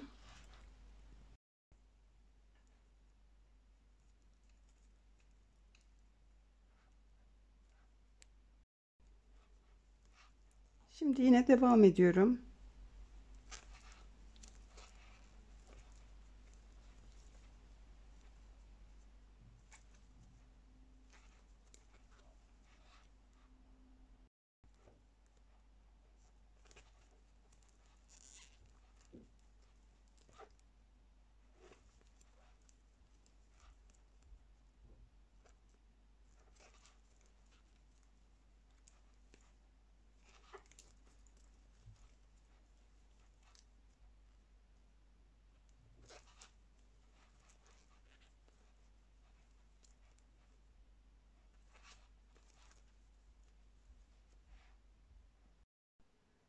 Dokuz tane trabzanımızı modelimizi uygulayarak ördük. Dokuzuncuya da bir ayraç takıyorum.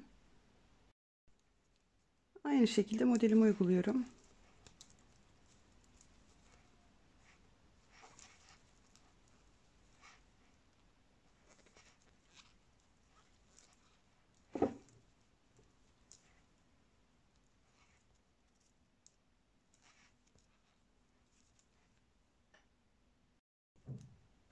Bir tane zincirle dönüyorum.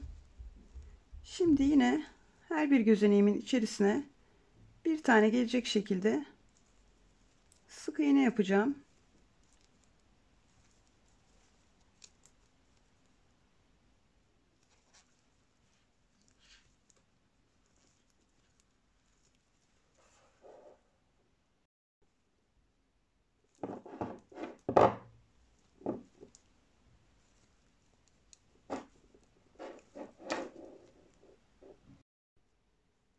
Evet arkadaşlar, sık iğnelerle sıramızı tamamlayalım. Sıra sonuna kadar sık iğnelerle ördüm. Şimdi ağ birleştirmemizi yapacağız. Örgümüzün arka yüzünü çeviriyoruz bu şekilde.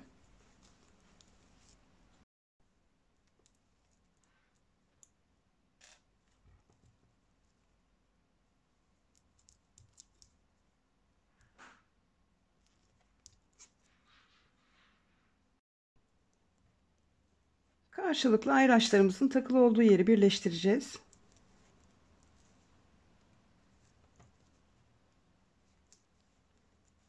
Şimdi karşılıklı gözeneklere giriyorum arkadaşlar ve sık iğne yapıyorum.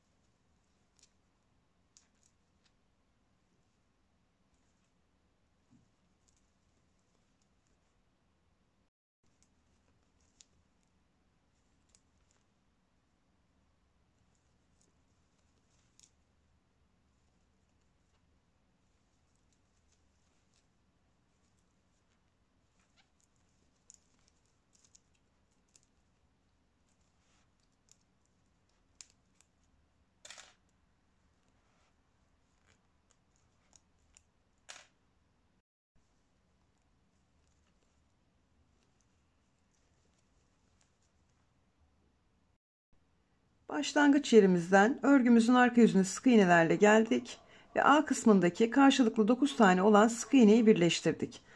Bu tarafın sık iğne sırasını daha dönmedik arkadaşlar. Örgümüzün arka yüzünden buranın da sık iğne sırasını dönelim. Daha sonra bacak bedenimizle devam edelim. Birleştirme yaptığımız yerin ortasından ipimizi takıyoruz. 2 zincirle yukarı çıkıyoruz. Örgümüzün ön yüzünde olduğumuz için modelimizi uygulayarak devam edeceğiz. Alttaki ikili trabzanlarımın üzerine ön diş trabzan yapıyorum. Ön diş trabzanlarımın üzerine de ikili trabzan yaparak devam ediyorum. Arkadaki ipimizi de yürütelim arkadaşlar. Yukarıda yaptığımız işlemlerin aynısını tekrarlıyoruz. Modelimizi uygulayarak devam ediyoruz. Bir sonraki model sırasında kesme işlemi yapacağız. Onu da göstereyim arkadaşlar.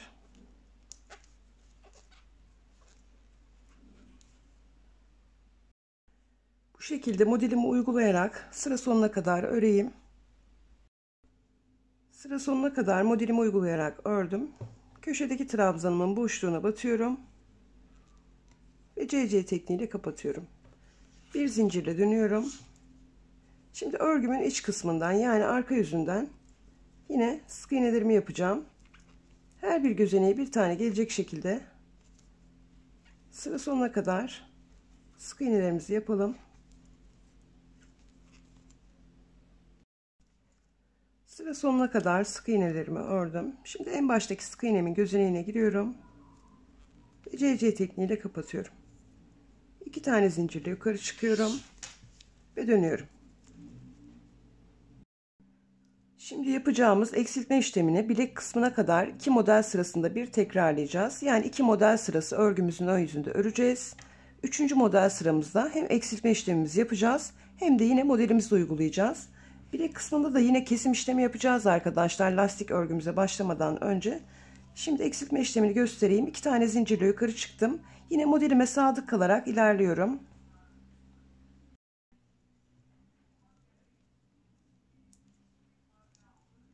Yine modelime sadık kalarak ilk trabzanımı yapıyorum. Altta ikili trabzanım olduğu için üstüne ön diş trabzan yaptım. Şimdi doluyorum. İkinci trabzanımı ikili trabzan yapacağım. Sadece 2 tanesinin içerisinden çıkıyorum arkadaşlar. Bir yanına ön diş trabzan yapacağım. Yine 2 kere doluyorum. Alttaki ikili trabzanımın arkasındaki boşluktan giriyorum. Önce 2 tanesinden, daha sonra 2 tanesinden çıkıyorum. Tığımda 3 tane ilmeğim var. Tek seferde çekiyorum. Böylece 2 taneyi bir taneye düşürmüş olduk. Burada yaptığımız işlemin aynısını sıra sonunda 3 tane gözeneğimiz kaldığında yine tekrarlayacağız. Şimdi modelimizi uygulayarak sonda 3 tane gözeneğimiz kalana kadar örelim. Sıra sonunda 3 tane gözeneğim kaldı. Şimdi yine modelimi uygulayarak ilkini yapıyorum ama 2 tanesinin içerisinden çıkıyorum. Altta ön diş trabzanım vardı. Üzerine ikili trabzan yaptım. Sadece 2 tane ilmeğin içerisinden çıktım. Şimdi ön diş trabzan yapacağım. 2 kere doluyorum. Alttaki ikili trabzanımın arkasındaki boşluktan giriyorum. Önce 2 tanesinden, daha sonra diğer ikisinden çıkıyorum. 3 tane ilmeğim var. Tek seferde çekiyorum. Sonda yine trabzanımı yapıyorum. Sıra başında biliyorsunuz ilk trabzanımızı yapmıştık. İkinci ve üçüncü trabzanlarımız üzerinde işlemimizi yapmıştık. Sıra sonunda da 3 tane gözenek bıraktık. Birinci ve ikinci trabzanımızda işlemimizi yaptık. Yine sondaki bir tane trabzanımızı ördük. Şimdi yine CC tekniğiyle kapatıyoruz. Bir tane zincirle dönüp sık iğne sıramızı yapacağız. Evet arkadaşlar, videomuz gereksiz yere uzun olmasın. Sizler de sıkılmayın. Yapacağımız tek işlem bu. Eksiltme işleminin artık anlaşılır olduğunu düşünüyorum. Her 2 model sırasında bir, 3. model sıramızda az önce yaptığımız gibi sıra başından ve sıra sonundan birer tane trabzanımızı eksilteceğiz. Eğer unutursanız o bölümü tekrar başa alarak izleyebilirsiniz. Şimdi A kısmından itibaren 15 cm uzunluğa gelene kadar modelimizi aynı şekilde uygulayarak devam edelim. Sonra lastik örgümüzü yapacağız. Şimdi ben vermiş olduğum ölçüye gelene kadar arkadaşlar öreyim. Daha sonra lastik örgümüzü yine birlikte yapalım. Evet arkadaşlar, bacak bedenime A kısmından itibaren 15 cm uzunluğa gelene kadar modelimi uygulayarak ve eksiltmelerimi yaparak ördüm. Bacak bedenimde 54 tane trabzanım vardı. Toplam 4 kez eksiltme işlemi yaptım. Her eksiltme işleminde baştan ve sondan birer tane trabzanımız eksildiği için dolayısıyla 8 tane trabzan eksiltmiş oldum. Şu an 46 tane trabzanım var. 6 tane trabzan daha eksilteceğim, bunu lastik bölümünde yapacağım. Şimdi lastik bölümümüzle devam edelim. Bu arada arkadaşlar 3 numara tığımıza geçiş yapıyoruz. Örgümün ön yüzündeyim. 2 tane zincirle yukarı çıktım, doluyorum. Bir tane düz trabzan yapacağız arkadaşlar. Tığımız ön tarafta. Alttaki trabzanımızın herhangi bir yerine batmadan çevresini dolanıyoruz bu şekilde arkadan. Ama tığımız ön tarafta bu işlemi yaparken. Bir tane ikili trabzan yapıyoruz. Doluyoruz. Şimdi bir tane ters trabzan yapacağız. Doladık. Tığımız arka tarafta. Bir alttaki trabzanın arkasındaki boşluktan giriyoruz. Diğer tarafından çıkıyoruz. Ve bir tane ikili trabzan yapıyoruz. Şimdi tekrar bir tane düz trabzan yapacağız. Aynı zamanda bir tane de eksiltme işlemi yapalım. Doluyoruz. Tığımız ön tarafta. Alttaki trabzanımızın arkasındaki boşluktan giriyoruz. Diğer tarafından çıkıyoruz. Ve bir tane ikili trabzan yapıyoruz. Bu önde duran bizim düz trabzanımız. Doluyoruz. Bir tane ters trabzan yapacağız. Tığımız arka tarafta. Alttaki trabzanımızın arkasındaki boşluktan giriyoruz. Diğer taraftan çıkıyoruz. Ve bir tane ikili trabzan yapıyoruz. Bir tane ters trabzan yapacağız. Bir tane düz trabzan yapacağız. Doluyorum. En son ters trabzanımı yaptım. Şimdi düz trabzan yapacağım. Tığım ön tarafta. Alttaki trabzanımın arkasındaki boşluktan giriyorum. Ve bir tane ikili trabzan yapıyorum. Şimdi bir tane ters trabzan yapacağım. Doluyorum. Bir alttaki trabzanımın tığım arka tarafta. Arkasındaki boşluktan giriyorum. Diğer taraftan çıkıyorum. Ve bir tane ikili trabzan yapıyorum. Şimdi ikinci kez yine eksiltme işlemimizi yapalım. Doluyorum. Bir tane düz trabzan yapacağım. 2 tane trabzanıma tığım ön tarafta arkasındaki boşluklardan giriyorum. 2 tane trabzanı teke düşürmüş oluyorum arkadaşlar. Ve bir tane ikili trabzan yapıyorum. Doluyorum. Bir tane ters trabzan yapacağım. Tığım arka tarafta. Alttaki trabzanımın arkasındaki boşluktan giriyorum. Diğer tarafından çıkıyorum. Ve bir tane ikili trabzan yapıyorum. Arkadaşlar bu şekilde bir tane düz, bir tane ters trabzan olarak sıramızı tamamlayalım. 2 kez eksiltme işlemi yaptık birlikte. Aralıklı olarak 4 kez daha aynı işlemi yapalım. Bir üst sıramızı birlikte örelim. Sıra sonuna kadar eksiltmelerimi yaparak lastik örgümü tamamladım. Şimdi başlangıç noktama batıyorum. Ve CC tekniğiyle kapatıyorum. Artık dönmüyoruz arkadaşlar. Hep aynı yönde ilerleyeceğiz. 2 tane zincirle yukarı çıkıyorum. Doluyorum. Önde duran trabzanımın arkasındaki boşluktan giriyorum. Ve bir tane ikili trabzan yapıyorum. Doluyorum. Geride duran ters olan trabzanımı yine ters olarak yapacağım. İpimi doladım. Tığım arka tarafta arkasındaki boşluktan giriyorum. Diğer taraftan çıkıyorum ve bir tane ikili trabzan yapıyorum. Düzleri düz, tersleri ters trabzan olarak öreceğiz arkadaşlar. Doluyorum. Bu önde duranlar, ön diş gibi duranlar bizim düz trabzanlarımız. Doladım. Tığım ön tarafta, arkasındaki boşluktan giriyorum. Ve ikili trabzan yapıyorum. Doluyorum. Geride duranlar bizim ters trabzanlarımız. Tığımız arka tarafta, arkasındaki boşluktan giriyoruz. Diğer tarafından çıkıp bir tane ikili trabzan yapıyoruz. Önde duran trabzanımızı doluyoruz. Tığımız ön tarafta, arkasındaki boşluktan girip çevresini dolanıyoruz. Ve bir tane ikili trabzan yapıyoruz. Doluyoruz. Geride duran ters trabzanımıza tığımız arka tarafta, arkasındaki boşluktan giriyoruz. Çevresini dolanıyoruz arkadaşlar. Yaptığımız tek işlem bu. Ve bir tane ikili trabzan yapıyoruz. Doluyoruz.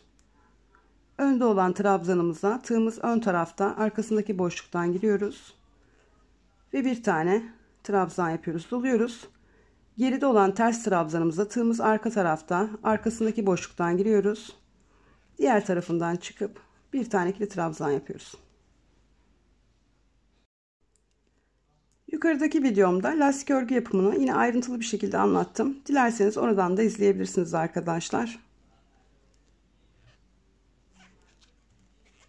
Şiş örgüsündeki gibi bir düz bir ters trabzan yapıyoruz.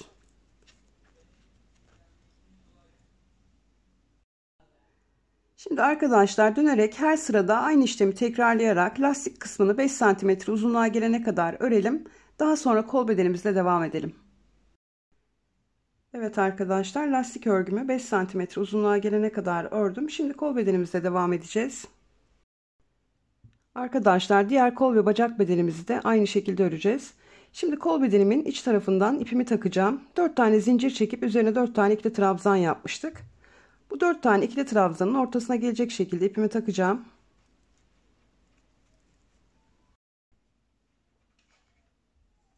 Arka sıramızı dönmediğimiz için sık iğnelerle ilerleyeceğiz. Bir tane zincir çekiyorum. Ve her bir gözeneğe bir tane gelecek şekilde sona kadar sık iğne yapacağım.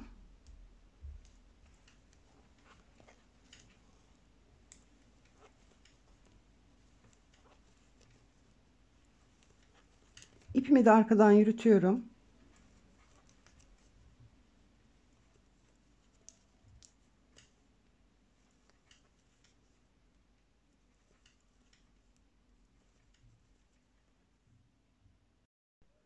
Her bir gözeneğe bir tane gelecek şekilde sık iğnelerimizi başlangıç noktamıza kadar yapalım.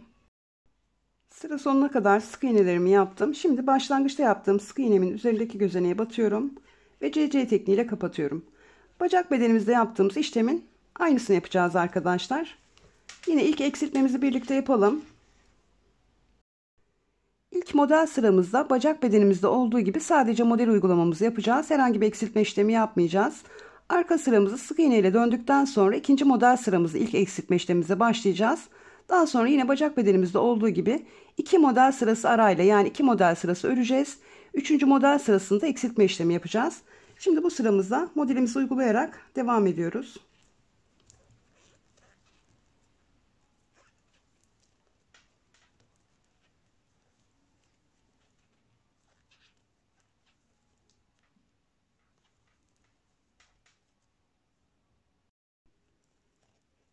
Alt sıradaki ikili trabzanlarımızın arkasındaki boşluktan girerek bir tane ön diş trabzan yapıyoruz. Ön diş trabzanlarımızın üzerine de bir tane ikili trabzan yapıyoruz. Ve sıra sonuna kadar modelimizi uygulayarak devam ediyoruz.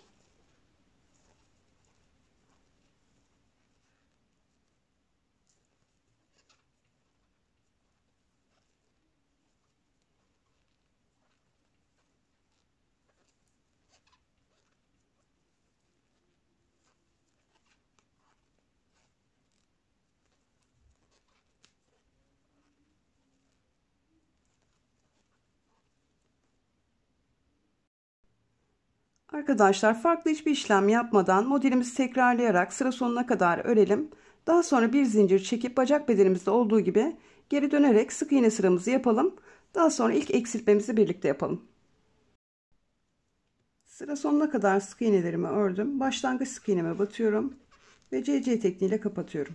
2 tane zincirle dönüyorum.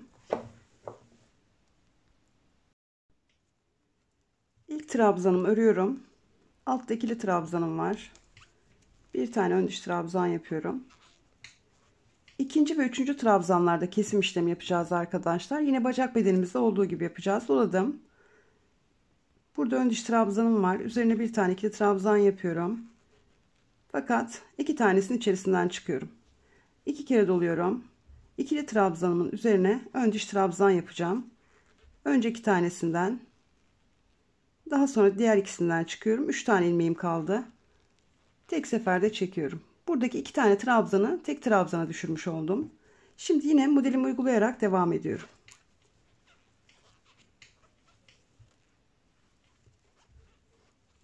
Sıra sonunda 3 tane sık iğne gözeneğim kaldığında aynı eksiltme işlemini orada da yapacağım.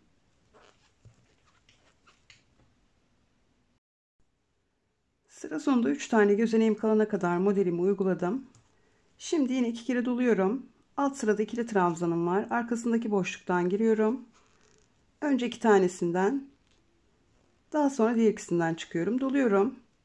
Alt sırada bir tane ön diş trabzanım var. Üzerine bir tane ikili trabzan yapacağım. Sadece iki tanesinin içerisinden çıkıyorum arkadaşlar. 3 tane ilmeğimi de tek seferde çekiyorum. Ve sondaki trabzanımın üzerine de modelimi uyguluyorum. Başlangıç trabzanımın üzerine batarak CC tekniğiyle kapatıyorum. Evet arkadaşlar, kol bedenimizin ilk eksiltme işlemini birlikte yaptık. Artık sadece modelimizi uygulayarak her iki model sırasında bir de az önce yaptığımız işlemi tekrarlayarak örgümüze devam edeceğiz. Bacak bedenimizde olduğu gibi kol bedenimizde 15 cm uzunluğunda öreceğiz. Yalnız arkadaşlar, eksiltmelerimizi yapmayı unutmayalım. Her iki model sırasında bir, yani iki model sırası ördükten sonra üçüncü model sıramızda az önce yaptığımız gibi eksiltme işlemi yapacağız. En son 15 santimi tamamladığımızda da 5 santimetre yine bacak bedenimizde olduğu gibi lastik örgümüzü öreceğiz. Lastik örgünün ilk sırasında da yine 4 tane trabzan eksiltmeyi unutmayın. Şimdi tamamlayayım arkadaşlar, ben daha sonra kapüşonumuzda devam edelim. Evet arkadaşlar, kol bedenlerimi aynı şekilde örerek tamamladım. Şimdi kapüşonumuzu yapacağız. 47 tane ikili trabzanımız vardı. Şimdi üzerlerine yine 47 tane ikili trabzan yapacağız. Bu başlangıç ipimizi de yürütelim arkadaşlar. İlk gözeneğime giriyorum ve 2 tane zincirle yukarı çıkıyorum. Şimdi her bir gözeneğimin içerisine bir tane gelecek şekilde toplam 47 tane ikili trabzan yapacağım.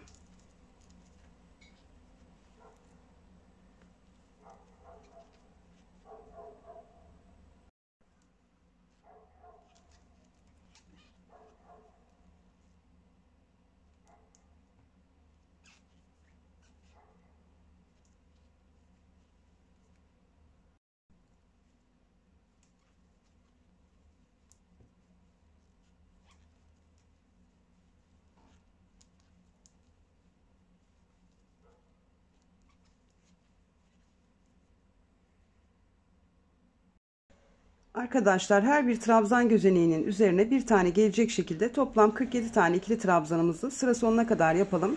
Daha sonra bir tane zincir çekip geriye dönüp 47 tane ikili trabzanımızın üzerine 47 tane sık iğne yapalım.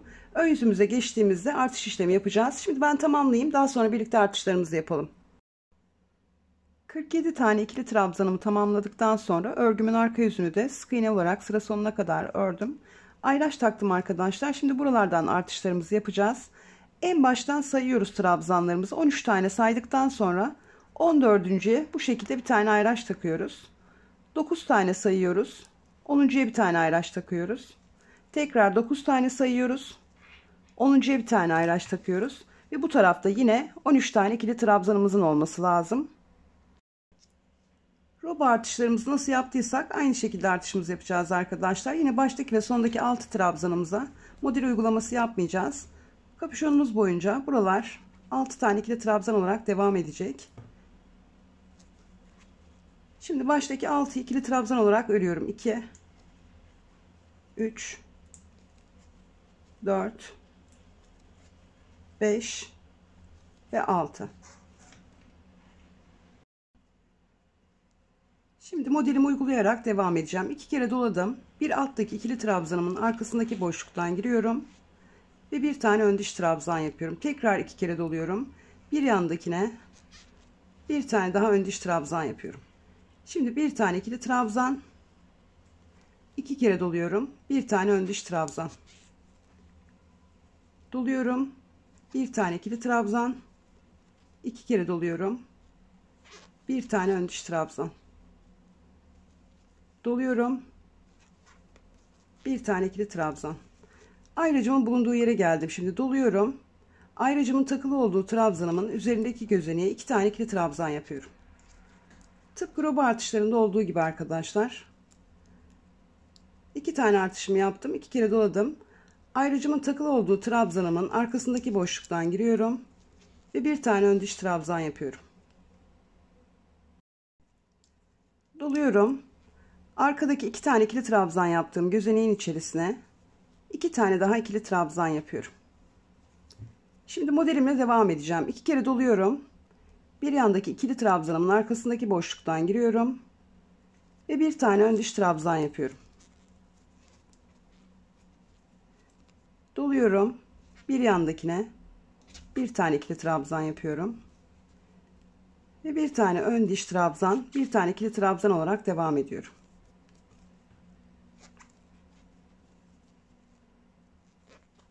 Ayrıcıma kadar yapayım arkadaşlar.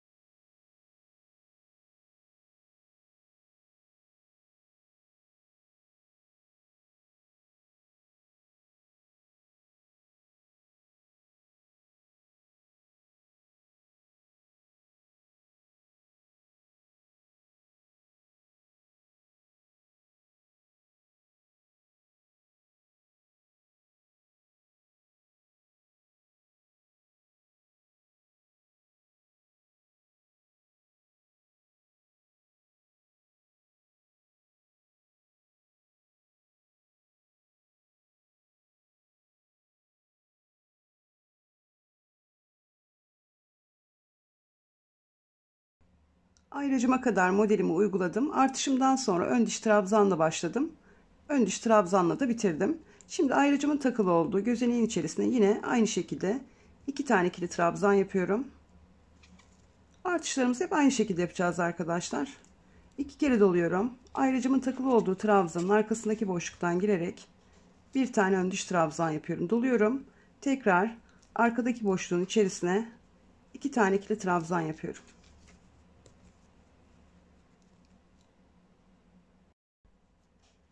Ön bedenimizde modelimizi uygularken ayracımızın bu tarafında bir tane ikili trabzanımız vardı. Burada ön diş trabzanla başlamıyoruz, doluyoruz. Önce bir tane ikili trabzan yapıyoruz. Daha sonra modelimizi uygulayarak devam ediyoruz.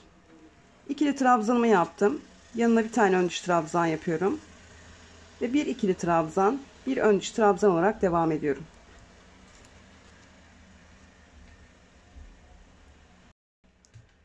Bu sıramızda model kurulumu yaptığımız için bundan sonraki sıralarımızda karıştırmayacağız arkadaşlar. Doluyorum. Bir yandakine bir tane ikili trabzan yapıyorum. 2 kere doluyorum. Bir tane ön diş trabzan yapıyorum. Sayalım. 1, 2, 3, 4, 5, 6. Şimdi tekrar 2 kere doluyorum. Bir yandakine bir ön diş trabzan daha yapıyorum. Sonda 6 tane gözeneğimiz kaldı. Her birine bir tane gelecek şekilde 6 tane ikili trabzan yapıyoruz. 2, 3, 4, 5 ve 6. Evet arkadaşlar, kapüşonumuzun kurulumuyla birlikte aynı zamanda ilk artış sıramızı yaptık. Artık bu şekilde devam edeceğiz. Kurulumu yaptığımız için bundan sonraki sıralarda herhangi bir zorluk yaşamayacaksınız. Artış yaptığımız trabzanları da roboda gösterdiğim şekliyle geliş yönüne göre ayarlayacaksınız. Şimdi arkadaşlar birlikte bir kez zaten artırma işlemi yaptık. 4'e tamamlayacağız. Yani 3 kez daha aynı şekilde artış yapacağız. Bunu da her ön yüzümüze geldiğimizde az önce yaptığımız gibi yapacağız. Örgümüzün arka yüzünde farklı hiçbir işlem yok. Her bir gözeneğin içerisine bir tane gelecek şekilde arka yüzlerde sık iğne yapacağız. Şimdi artışlarımızı 4'e tamamlayalım arkadaşlar. Daha sonra birlikte devam edelim. Evet arkadaşlar, dördüncü kez artırma işlemimi tamamladım. Örgümün arka yüzünü de sıra sonuna kadar sık iğne olarak ördüm. Şu an örgümün ön yüzündeyim. Bu sıramızdan sonra herhangi bir artırma ya da eksiltme işlemi yapmayacağız. Mevcut trabzan sayımızla modelimizi uygulayarak devam edeceğiz. Yine baştaki ve sondaki 6 tane trabzanımızı aynı şekilde devam ettireceğiz. Şimdi bu sıramızda bütün bir şekilde modelimizin ilerleyebilmesi için artırma yapmamız gereken yerlerden artırma yapacağız. Kenardaki 6 tane ikili trabzanımı ördüm. Sıra sonuna kadar burayı birlikte yapalım. 2 kere doluyorum. İlk ön diş trabzanımı yapıyorum. Alttaki ikili trabzanımın üzerine de yine bir tane ön diş trabzan yapıyorum. Şimdi ön diş trabzanlarımın üzerine ikili trabzan, ikili trabzanlarımın üzerine ön diş trabzan olarak artış yaptığım yere kadar devam ediyorum.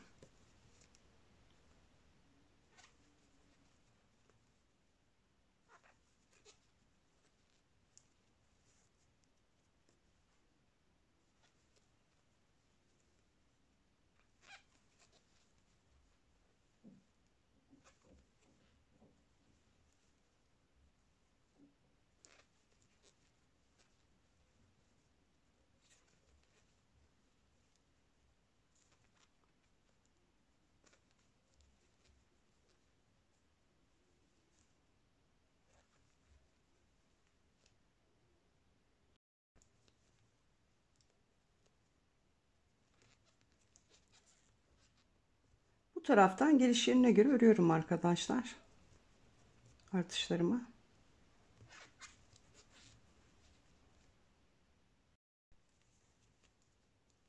İki kere doluyoruz. Artış yaptığımız ön diş trabzanımızın arkasındaki boşluktan girerek bir tane ön diş trabzan yapıyoruz. Buradaki düzeni bozmuyoruz arkadaşlar. Bir tane ön diş trabzan, bir tane ikili trabzan, bir tane ön diş trabzan, bir tane ikili trabzan.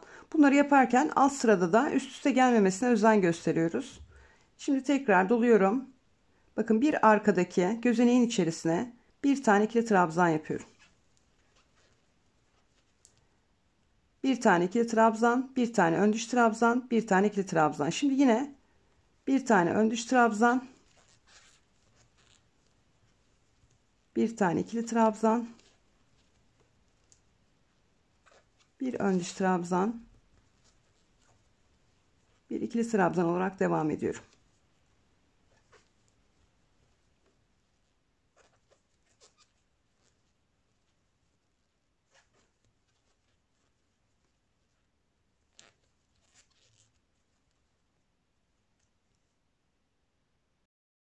Şimdi bu şekilde arkadaşlar diğer artış yerime yakın bir yere kadar öreyim.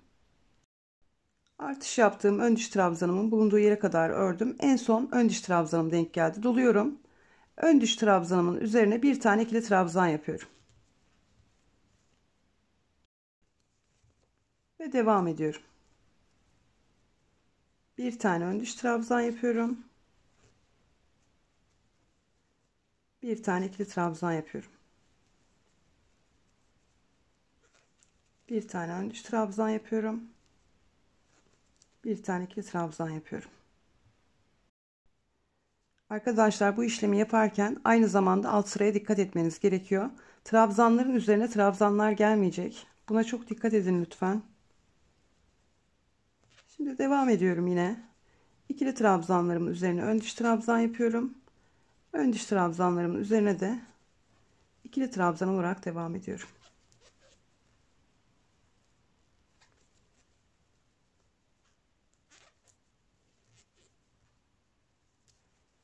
Diğer artış yerime kadar öreyim. Artış yaptığım yere kadar geldim. Tekrar doluyorum. Artış yaptığım ön diş trabzanımın üzerindeki gözeneği burada da yine bir tane ikili trabzan yapıyorum. 2 kere doluyorum. Ön diş trabzanımın arkasındaki boşluktan girerek bir tane ön diş trabzan yapıyorum. Doluyorum. Bir yandakine bir tane ikili trabzan. 2 kere doluyorum. Yanındakine bir tane ön diş trabzan. Ve yine devam ediyorum. Bir tane ikili trabzan. Bir tane ön diş trabzan.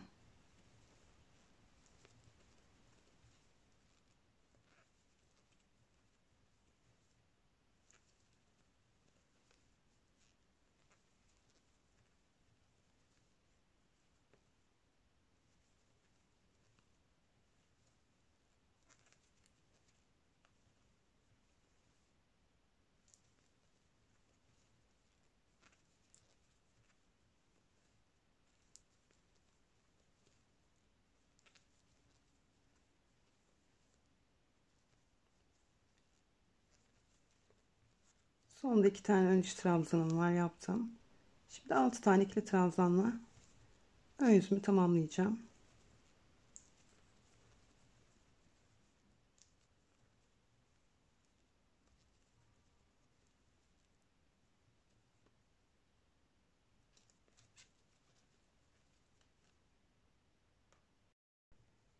Evet arkadaşlar artık herhangi bir eksiltme ya da artırma işlemi yapmadan baştaki ve sondaki 6 tane ikili trabzanımızı yine aynı şekilde örerek arada da modelimizi uygulayarak kapüşonumuz 20 santimetre uzunluğa gelene kadar devam edeceğiz.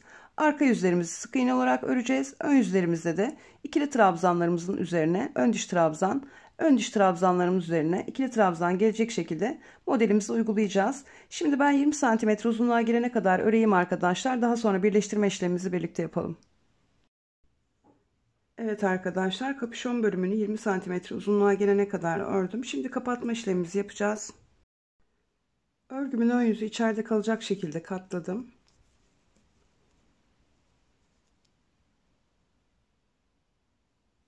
Karşılıklı gözeneklerime girerek kaydırma yöntemiyle birleştireceğim. Bir buraya giriyorum. Bir karşıya.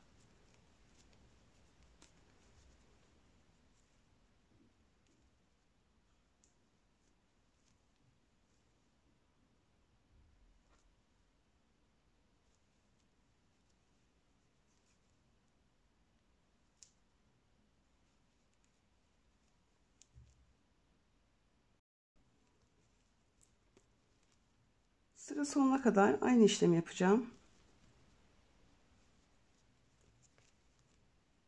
Karşılıklı giriyorum ve kaydırıyorum.